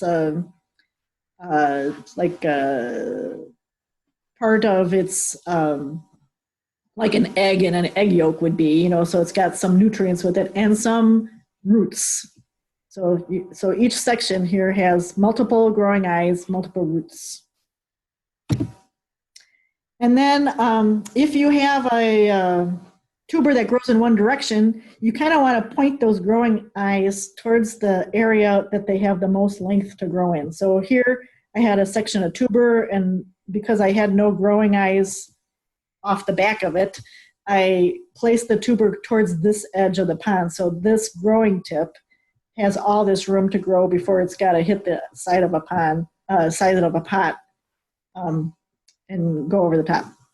And in general, what you want to do, this is not really a recommended tub for water lilies. You kind of want a round one because a lot of times if you have a square one for either lotus or water lilies, they'll hit the square end and then they'll have to bend so much, sometimes their tubers will break. This is kind of a dish pan that I used for a while till it fell apart, which has kind of rounded squarish ends. But probably nowadays I just use round tubs for them now. And I did put rocks on it after I've planted it because it helps keep the soil in place. My fish don't root around. I have goldfish. Koi could pull those out, but goldfish, those rocks are too big for goldfish. But I just want to make sure, the top of the tuber is about soil level and those growing eyes are above the rocks. Okay, we have a question Yes. from Bob. When do plants in your pond start to show signs of life? So far, I have 2 buckets of muck with strands of dead vegetation and some floating stems and roots from some other mystery plant that are green but are not growing. Okay, so the answer to that is it depends. So this is a good segue. Early risers, plants like marsh marigolds are the first to come up. My marsh marigold already has buds on it, and it was sitting in the bottom of the pond a week ago. So if you do not have any life on early rising plants like marsh marigolds, chances are it didn't make it over the winter. However, I also have pots with absolutely nothing showing, dead stems of nothing. And I'm not too worried about it because they happen to be late rising plants, need a lot warmer water in order to grow. Very typical, the natives that we have that are late risers are things like arrowhead and pickerel rush. Those come up pretty late. If you have a hibiscus, I would not expect it to show anything until late June, early July.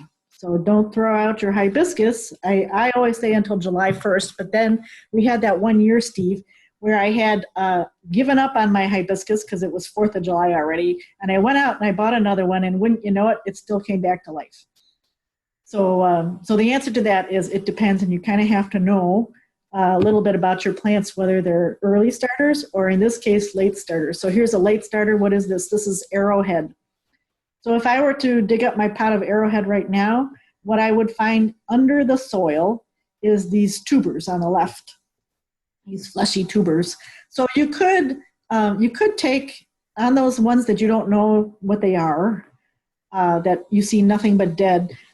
If you were interested in knowing without having to wait, you could wash everything off in that pot and see what you have. And if you've got firm roots or tubers like this, chances are it's still a good plant because in a couple of weeks, it'll look like the thing on the right.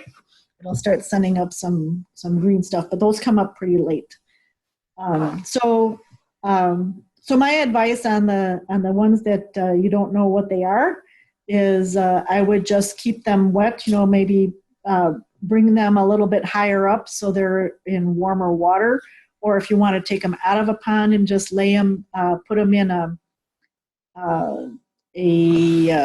like a Tupperware bin with only a couple of inches of water so they stay really wet.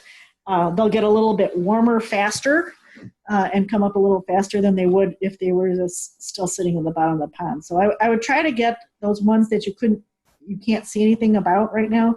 I would try to get them as warm as I can, and then wait and see what comes up. Another answer to his question is I have 3 buckets of water lilies in my pond. One bucket, the leaves are already to the top of the water level. I have like 6 leaves coming out. The other 2 can't see nothing. Up in my biofalls, what did you say I had? Monkey flower? The monkey flower is up 3, 4, 5 inches tall. So yeah, it all depends.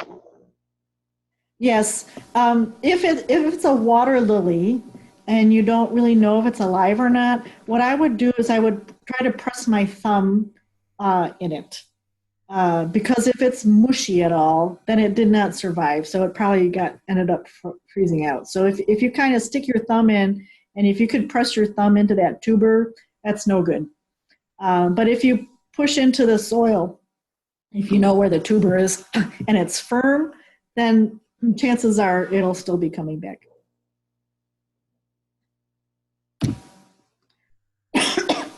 And then we talked a little bit about those heat-loving hardies. You're not going to see any life on your lotus, hibiscus for a long, long time. What technique I like using now on lotus is if I stored my lotus in the pond, I will take them all the way out of the pond now, if I'm not dividing them. And I'll put them out in my sunny driveway. so they get heated up as much as they can. So in this, what you're seeing here in this picture is two fairly large lotus tubers that I pulled out and I repotted. So the white snaky looking things are the lotus tubers themselves, and I just laid it on top of the soil. And then I've got two flat rocks. So let's see, this is actually a rock, and this is a rock. And then here's one lotus tuber with 3 sections, and here's another lotus tuber with 2 sections that I just weighted down with this rock and this rock so they don't float. And then what will happen is each of these nodes, this is a node, this is a node, this is a node, will finally start to grow roots, and those roots will grow into the soil and then anchor that lotus down. And then when these tips, this little growing tip, there's a little growing tip, this little starts to leaf out, then I can top it off with gravel like I did my water lily, just to keep it from getting algae in there and other things from growing in there. So that's the heat loving hardy. Okay, so here's a I gotta move that because I got pictures in the way here. Excuse me. So here's a lotus tuber. Here's 2 big sections. Here's a leaf stem already coming out, and this is another growing tip. And here's my soil. So this is my soil with turfus in it. So I just lay this thing on it. And then in this case, I've added some gravel, but make sure again, these little growing tips, this one here and this one here, don't break in that process and are free to continue to grow without having to push through rocks. And then I just top that off with water, put it in a nice warm driveway. If you want to put it in your pond later, you want to wait till your pond temperature is over 70 degrees. If you take it out of your pond now, you'll get an early start. It'll be nice and warm during the day, but just realize that your pond temperature is going to be a little bit cooler than your driveway container temperature, water temperature. So you don't want to shock your lotus once it's growing in your driveway to thinking that it's winter again, and put it back in your cool pond before your pond gets warm enough. So that's lily lotus. Oopsie. And then if you have a dormant tuber, this is a canna that I cut off in the fall. So, these were the growing stems, and I just kind of took it out of the pot and let it all dry out in the driveway, and then chopped off these big stems. And so this is what I stored for the winter. So those you can pot up. You could have potted those up a couple months ago because they take a while to get going, and just leave them in the basement until they start showing signs of life. And then once they start popping up, you can put them outside as long as it doesn't freeze. And then this is a umbrella palm. That's another kind of plant that stores well indoors as a house plant. So I usually take this, clean it up, and then I just put it in a nice sunny window in a tray of water. And it just, and I usually put a string around it because they'll get really, really floppy inside because they don't get a lot of sun. But the whole idea is just to keep it alive. And in this case, because it grows really well and it gets so floppy inside, when I'm ready to put it outside, is I will cut all the foliage off this to about 6 inches to a foot tall.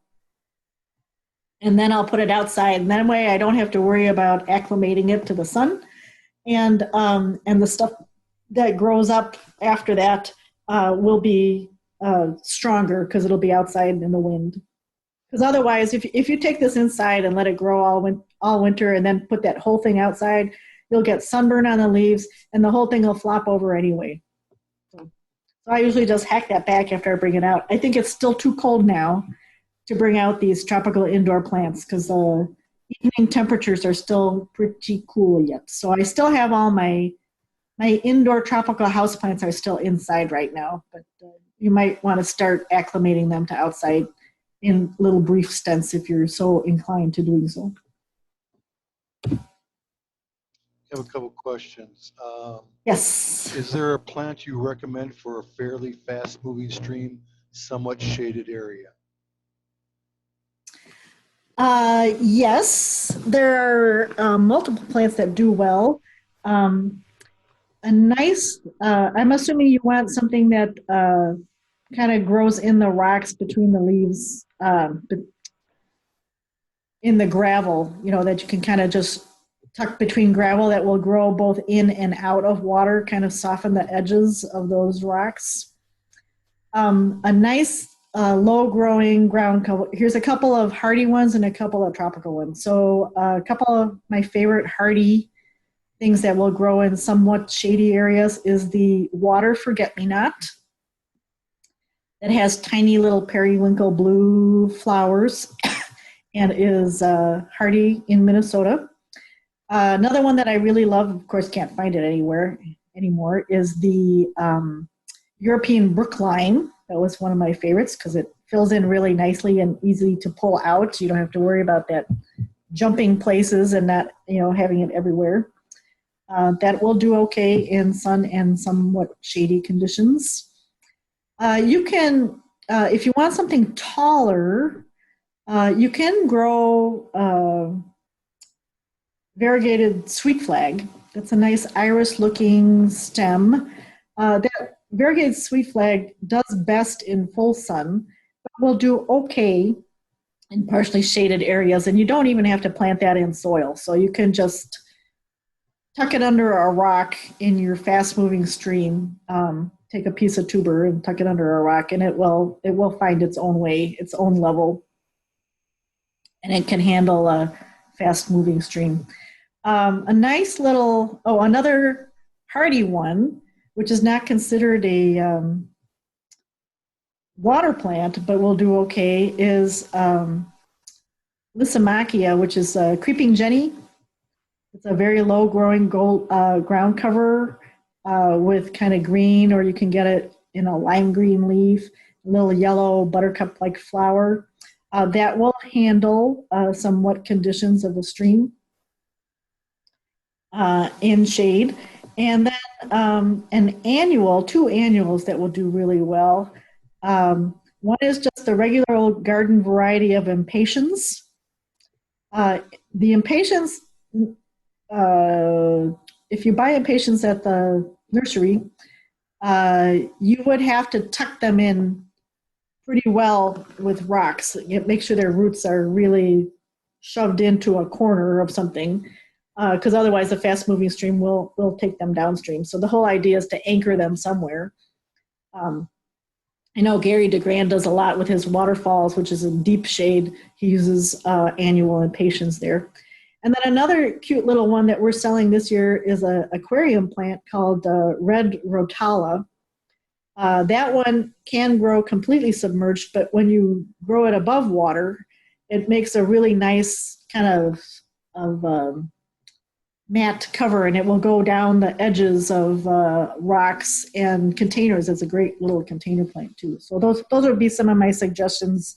Shady streams. Bob, the first one she mentioned was water forget-me-nots. Apparently the audio kind of blurped on him, so you didn't hear it. Water forget-me-nots was the first one she mentioned. His second question is he has some palms that he wintered in his house. Can they be plopped in the edge of the pond in the summer? Yes. Okay. Usually I leave those in the pots, though, and I make sure that the crowns of the palms, if it's a true palm, the crowns have to be above water level. So you kind of want it like the pot half sunk into the pond. No other questions. Great. Okay, so I'm kind of going to go through some photo things of how I clean my pond. I power wash large boulders that have like a lot of algae on it. If I have a lot of algae in the pond, I will treat it if needed. I kind of do the algae treatment on an as-needed basis. So my least disruptive one is the hydrogen peroxide, which we talked about putting in a sprayer. The next least invasive one is the oxygenating powders called Green Clean and SAD. Those are two different manufacturers with two different formulations, but they kind of work on the same principle.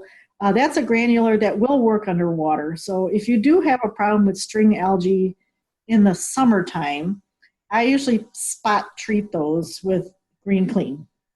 And what you do with that is right over the top of where you're having a problem with the string algae, and you can't do this with fast moving water. So if you have a stream or waterfall running, you probably want to turn that off temporarily. And then I will just sprinkle over the top of it these granulars. Those granulars will sink, and then they'll settle down on the string algae. And then what you'll see in a few minutes, 10, 15 minutes, is that string algae will become detached from the rocks and will float up as pond scum. Basically what it's doing is it's taking that string algae and turning it into monofilament algae that then can be swept away in your filters. So then when you turn the waterfall back on, that scum will get swept away into your skimmer system. And you can get rid of it that way. And then lastly, as a last resort, I will use a liquid algicide. I don't usually like using algicides at all because they pretty much mess with your bacterial filtration. So if you do end up using algicide, I would use it once as a treatment, and then a couple of days after you do your algicide, I will pretend my pond is a brand new pond, cleaning from start again. And so I will reseed it with my bacteria at the initial doses. Usually when you're putting bacteria in a pond, they'll have an initial dose and a maintenance dose.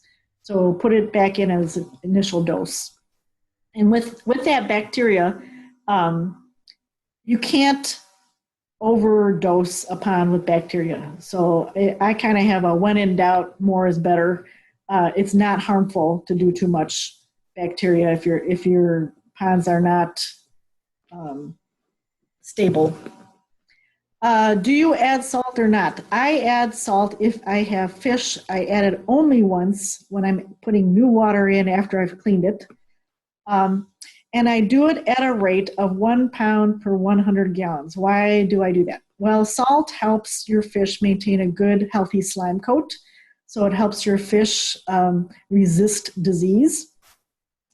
And freshwater fish can handle a fair amount of salt, but probably the preferred level for the slime coat is about 0.1%. Once you get to a 0.15%, you start affecting your marginal plants. So at that, between 0.1, 0.12 is a great level to salt your pond at if you have fish. And it's also slightly irritating to algae, so it's also nice that it'll also be a little bit irritating to your algae as well. So the rule of thumb, 1 pound per 100 gallons is a nice rule to use because it's easy math, right? If I have a 500 gallon pond, all I have to do is measure out 5 pounds of salt. And then of course, make sure you condition your water for dechlorination and ammonia. Your bacteria and enzymes are going to be temperature dependent, and also initial dose versus maintenance dose. Read what's ever on the label. If you have a UV filter, which is another great algicide, UV filters are usually put in line with moving water. So usually they're put in line with the pump. As it's going up to the waterfall, it has a UV filter. Turn your UV filter off when you're adding bacteria, because your UV filter will also kill that bacteria. So you want to turn it off until the bacteria circulates through the pond and settles. And then once that's settled, you can turn your UV filter on as well. And then a lot of people have fallen in love with these copper probes. Ion Gen is a brand name of some of them. It does a fabulous, fabulous job of keeping all the algae out of your pond.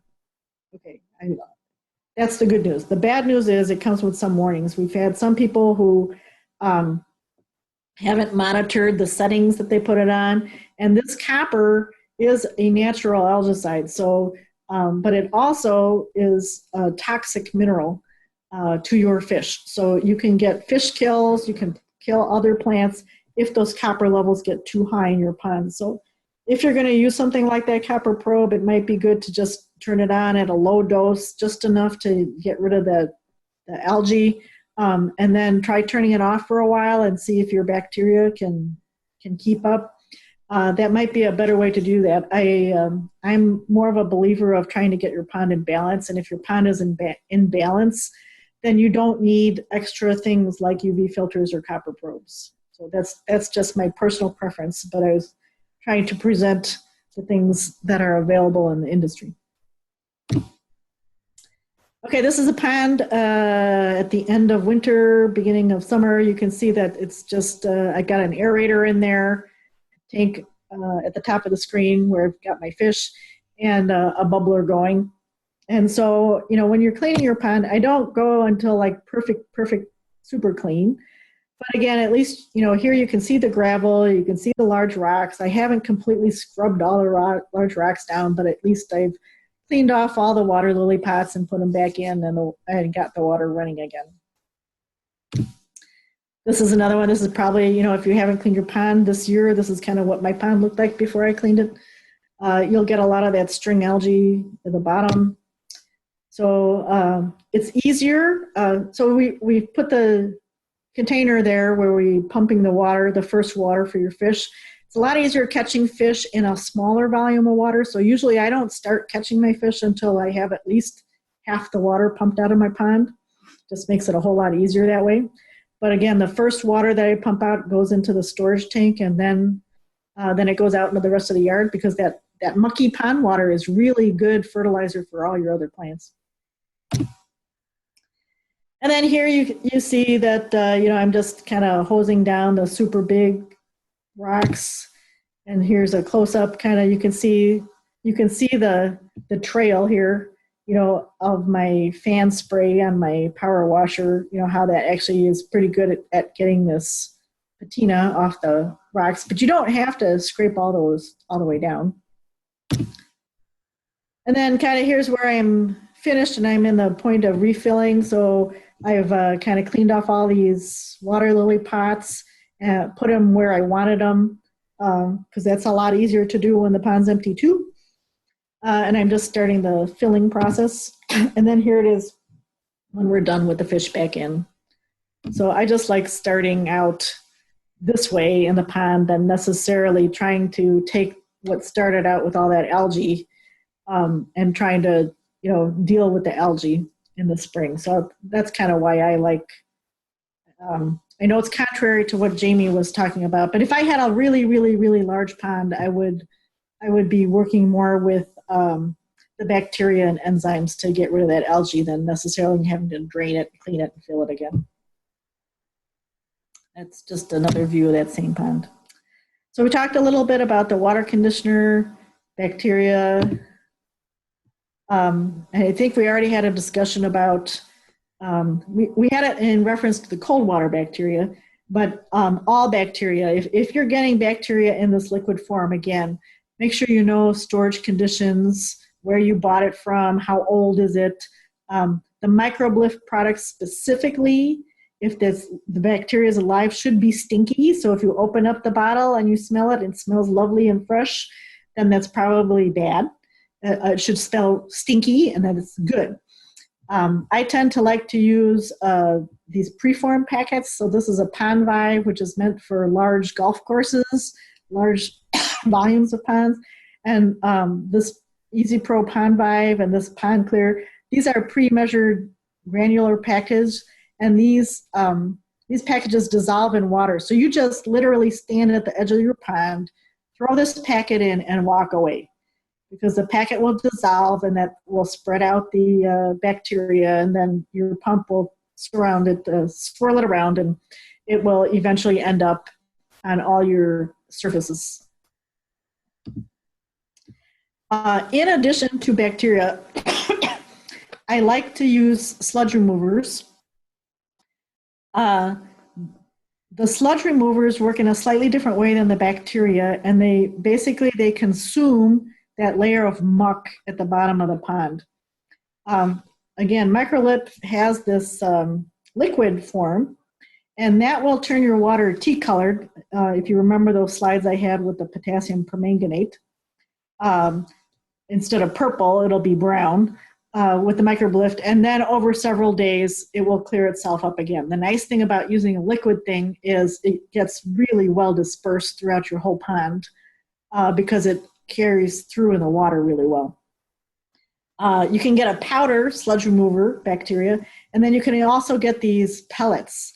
I like using the pellets. I don't know if you ever notice in a stream, you tend to get areas, depending on where the water is swirling in your stream, where you just get a pile of sludge. You know, everything looks clean, except somewhere the water was circulating, depositing these piles of sludge. This is where I like using these pellets, because when you throw them in, they don't go floating down to the pond, and they'll stay there until they dissolve. And as they're dissolving, they'll be consuming that sludge. So if you've got a stream or something like that that's got a pile of sludge in it, I'll just throw one of those pellets into the middle of the biggest pile of sludge. And over a couple of days, you will see that little pile of sludge disappear. The more you get rid of your sludge that accumulates in the pond, the easier it will be for you to take care of your algae. So I'm a very firm believer of being kind of aggressive at removing your sludge naturally with these bacteria enzyme products. And then that's your hydrogen peroxide that you get at your pharmacy. That's what I use. That's what I put in that sprayer bottle. And then these are the other two algicides that are a little bit more disruptive to your bacteria and filter system. So the Green Clean and the Green King Pro, one is just a higher concentration. Those are the granular ones. And then the Algaway Microlift, that's a liquid, and that does really good job, but again, that will also kill your bacteria. So it kind of disrupts the natural ecosystem of your pond. So I try to stay away from those if I can. So I think that's it that I have on that. So any other questions about Yes, I getting have your a pond started? question from Dorothy. Are pond packets okay for koi? Mine like to eat them as I throw them in. Yeah, yeah, I've seen that too. It doesn't harm them at all. No, it doesn't harm them, other than it's not really getting to the place where it wants to be. So if you have that problem, that when you throw a granular product, bacteria product in your pond and your fish are thinking it's food, what I might do in that case is I might put it in like a 5-gallon bucket and swish it around in the 5-gallon bucket until it dissolves, and then pour that into your pond. It's not that it's going to hurt your koi. It's just that your koi are going to eat it before it gets to where it needs to be effective. Any more questions, folks? Now is the time to ask. All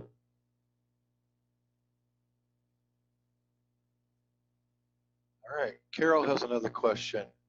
Is the sludge remover and bacteria both only applicable when you are draining and cleaning the pond in the spring? Nope, no. At any time, you can put it in at any time, and both of those also will have initial dose maintenance doses. And depending on the product, the maintenance doses might be, they might say, half a capful every day, or once a week, or once a month, or whatever. So because part of my business was maintaining ponds in the summer for clients, is I tend to use stuff that will work for at least 2 weeks at a time. So I don't have to keep coming back every day and putting a little bit of bacteria in every single day. So I get the stuff where you just stand at the pond, throw it in, and walk away for 2 weeks. But they all work the same. So I'm not going to really promote one over the other. So basically, you can add that without having to take the fish out, because she has a lot of algae, but does think she can catch the majority of the fish as they completely hide amongst the rocks. Okay. So yeah, you should be able to do that with fish in there. Dorothy wants to know, can you talk a little bit about how you test your water before adding your fish? Also during the summer, do you test your water weekly? Okay, so there's a couple of reasons to test your water. And if you're keeping your fish, say, inside in a tank for the winter, one of the things you want to monitor, just because it's a small system and can go out of balance quickly, is for ammonias. Your fish waste, if your bacteria is breaking down or is not working that well, your fish waste can get turned into one of the byproducts is ammonia, which can kill your fish at certain levels. So it's not necessarily, I don't normally, outside ponds, I normally do not test for things that I would test if I was keeping my fish inside for the winter, because it's a large volume of water, it's really well aerated, and the natural bacteria of outside usually takes care of all of that. So the only reasons I would test water for chemicals, phosphates, ammonia levels, is if I'm having a problem. And to try to figure out what that is. Our next question is from Callie. Have you ever used barley bales in your biofalls to filter out the water before it falls down the waterfalls?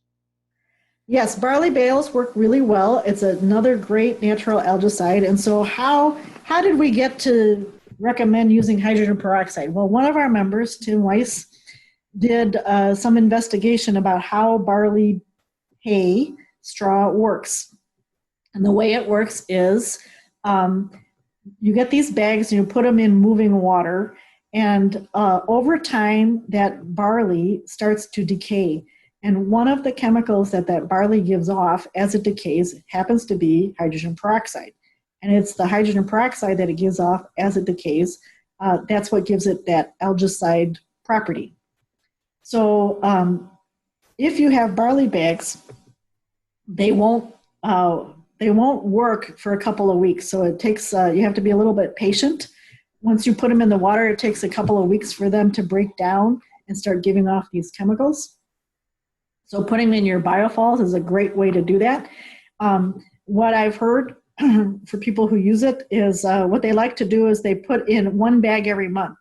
So you put one bag in and leave it there. The second month, you put bag number 2 in, leave bag number 1 in, because at the end of the first month, your first bag is starting to work, but your second bag hasn't started to work yet. At the end of month 3, you put a third bag in, take out the first one, because the first one's done, so you can take it out. The second one is now starting to work because it's decayed enough to start working. Your third bag hasn't started working yet. So you can, by rotating this 3-bag thing every month, you can make sure that your barley continues to perform as a natural algicide in your pond. Okay, next question from Ted. I think you missed a few words in there. Is it possible to a copy of the presentation? I'm assuming you want to get a copy of the presentation.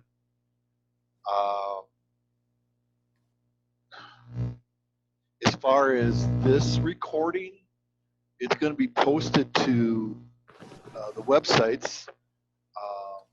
I don't know if Jan is willing to put it together in some type of form and email it to people. This recording is too large to email. So, it is too large to email.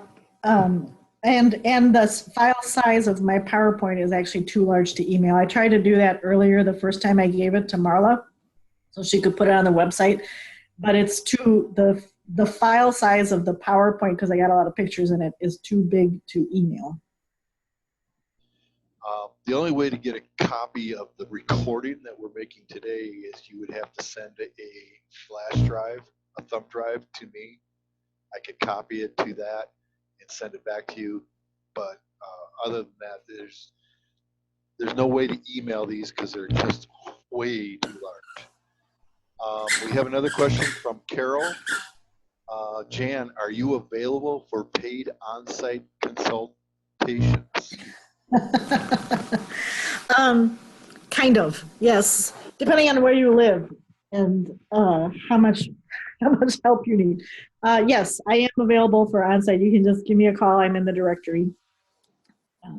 If you live really far away, I might not, but just give me a call. We can talk about whatever problem you have. Okay. From 390073, I don't know who that is, but in starting my 20-year-old pond this spring, I think I have an underground major leak because the skimmer box doesn't maintain water coverage for the pump. I wonder what the best way to find the leak. Lots of digging. No, I don't think you have to do that. So, based on the fact that your pond is 20 years old and you have a skimmer, my first thought would be that the bolts along the bottom of your skimmer, there's a weir plate that bolts into the skimmer. You got bolts all the way around. The ones along the bottom have disintegrated. That's very typical of most skimmers that were made 20 years ago, is that they used galvanized bolts instead of stainless steel bolts, and they disintegrated along the bottom. So the way you would tell whether that is They've already replaced the bolts. But did you re-glue around the skimmer or not? Let me You've find replaced the that. bolts. No, they did not glue. Let me find. Oh, I can't do that. Can you drop your presentation, Jan? Yes. Okay, that way I can get back to my screen. I can find them, and I can unmute their phone. Hopefully, oh, there she is. Okay, let me unmute her. There we go. Go ahead. Hi, I'm Diane Lloyd. I've had you out here before, Jan. It's been a few years. Yes, one was the one that replaced the bolts, and we had to dig out the rusty ones on the skimmer box because that was quite obvious at first, but it's still a major leak, but maybe the gluing is what we missed to do.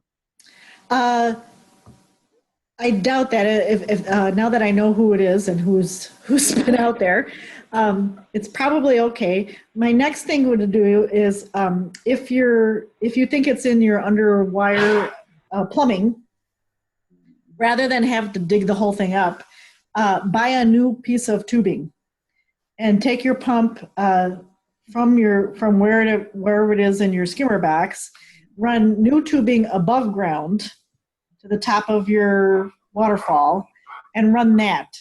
And then and make sure that tubing that you're using is the same diameter tubing as whatever is underground. And if you take it to the top and run it that way and it still loses water, then you know it's not the buried tube, it's leaking over the side somewhere. But if you run it over the top and you don't have a leak, then you know it's part of the buried tube. Okay. Wow. Thank you. I knew you'd have an answer. Sure. Thank you.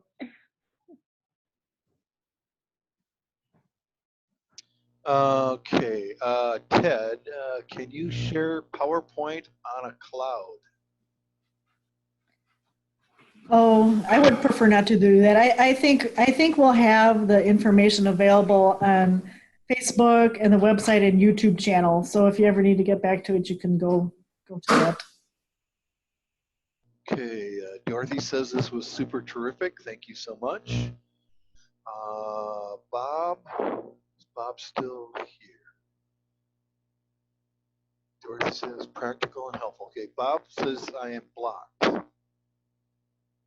not sure what that means, but apparently Bob's gone. So I'm not sure what that he's blocked because he followed directions. Okay, I don't know what that means, but I think I don't know. Maybe he was trying to ask a question and he was muted.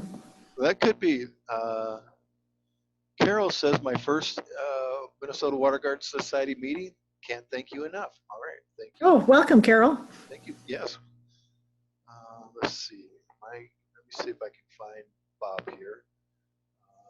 That's Brad. That's not Bob. Let's see. Bob's still here. I think Bob is gone. Okay, I don't see Okay. him anywhere. Okay. So, from owner Jan, it's always great listening to you. Owner. Oh, that's Tony. I recognize Tony. Tony's owner. She's the owner, she says. Okay. Ellie said this was her first meeting also. Well, welcome, Ellie.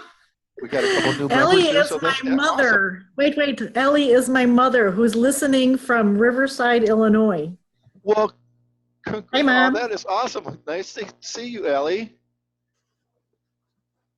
Okay, any more questions, anybody?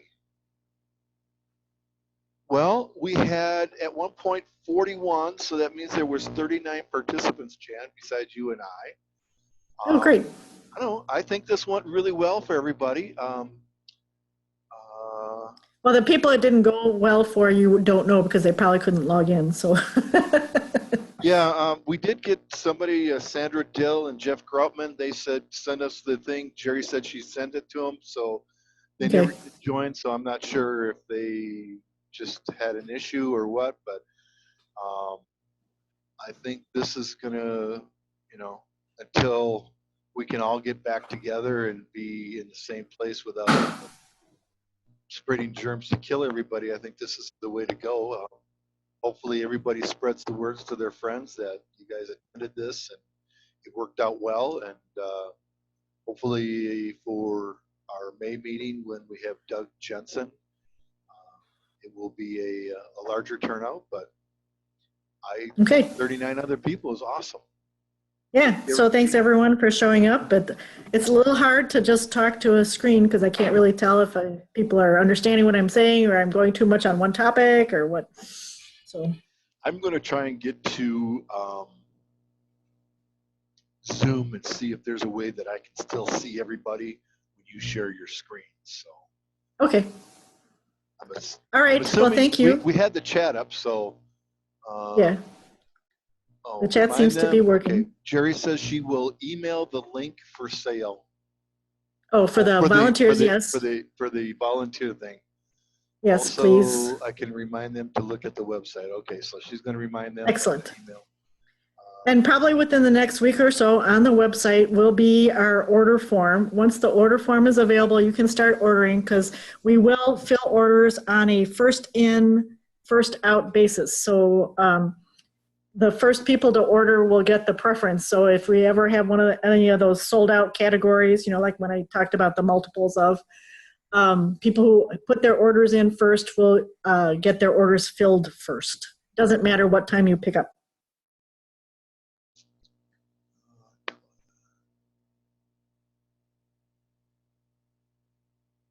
Okay, thank you, Twyla. I will look at that. This is Ted's second meeting. He's glad he joined us. We're glad you joined us also, Ted. Dick wants to know when this will be on YouTube. Holy moly, Dick. Can we finish the meeting first? Cindy, yes, I will send out an email letting everybody know that it's up on the YouTube channel. I will have to put it on a flash drive to give it to Marla and also to Ann because there's just no way to get this sent out. We're into an hour and somewhere on my screen it tells me how it's almost 2 hours, I think. Yeah, we're almost 2 hours. So even after 15 minutes, you can't email those. So, but I will. Oh, the signups. Yeah, Jerry's going to email out when the sign up is online and ready to go. Yes. I'm sorry, I misunderstood.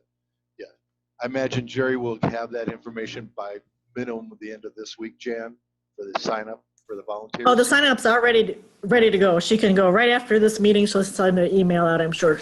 Thank you, Jerry. Check it tomorrow morning, and I'm sure it'll be up knowing the efficiency of Jerry. So. Yeah, so it's already up there. I've already looked at it. All right. Any other questions, folks? Thank you again so much for making this successful. I really appreciate everybody's time. Thank you so much. You all have a great day. Thanks. Bye-bye.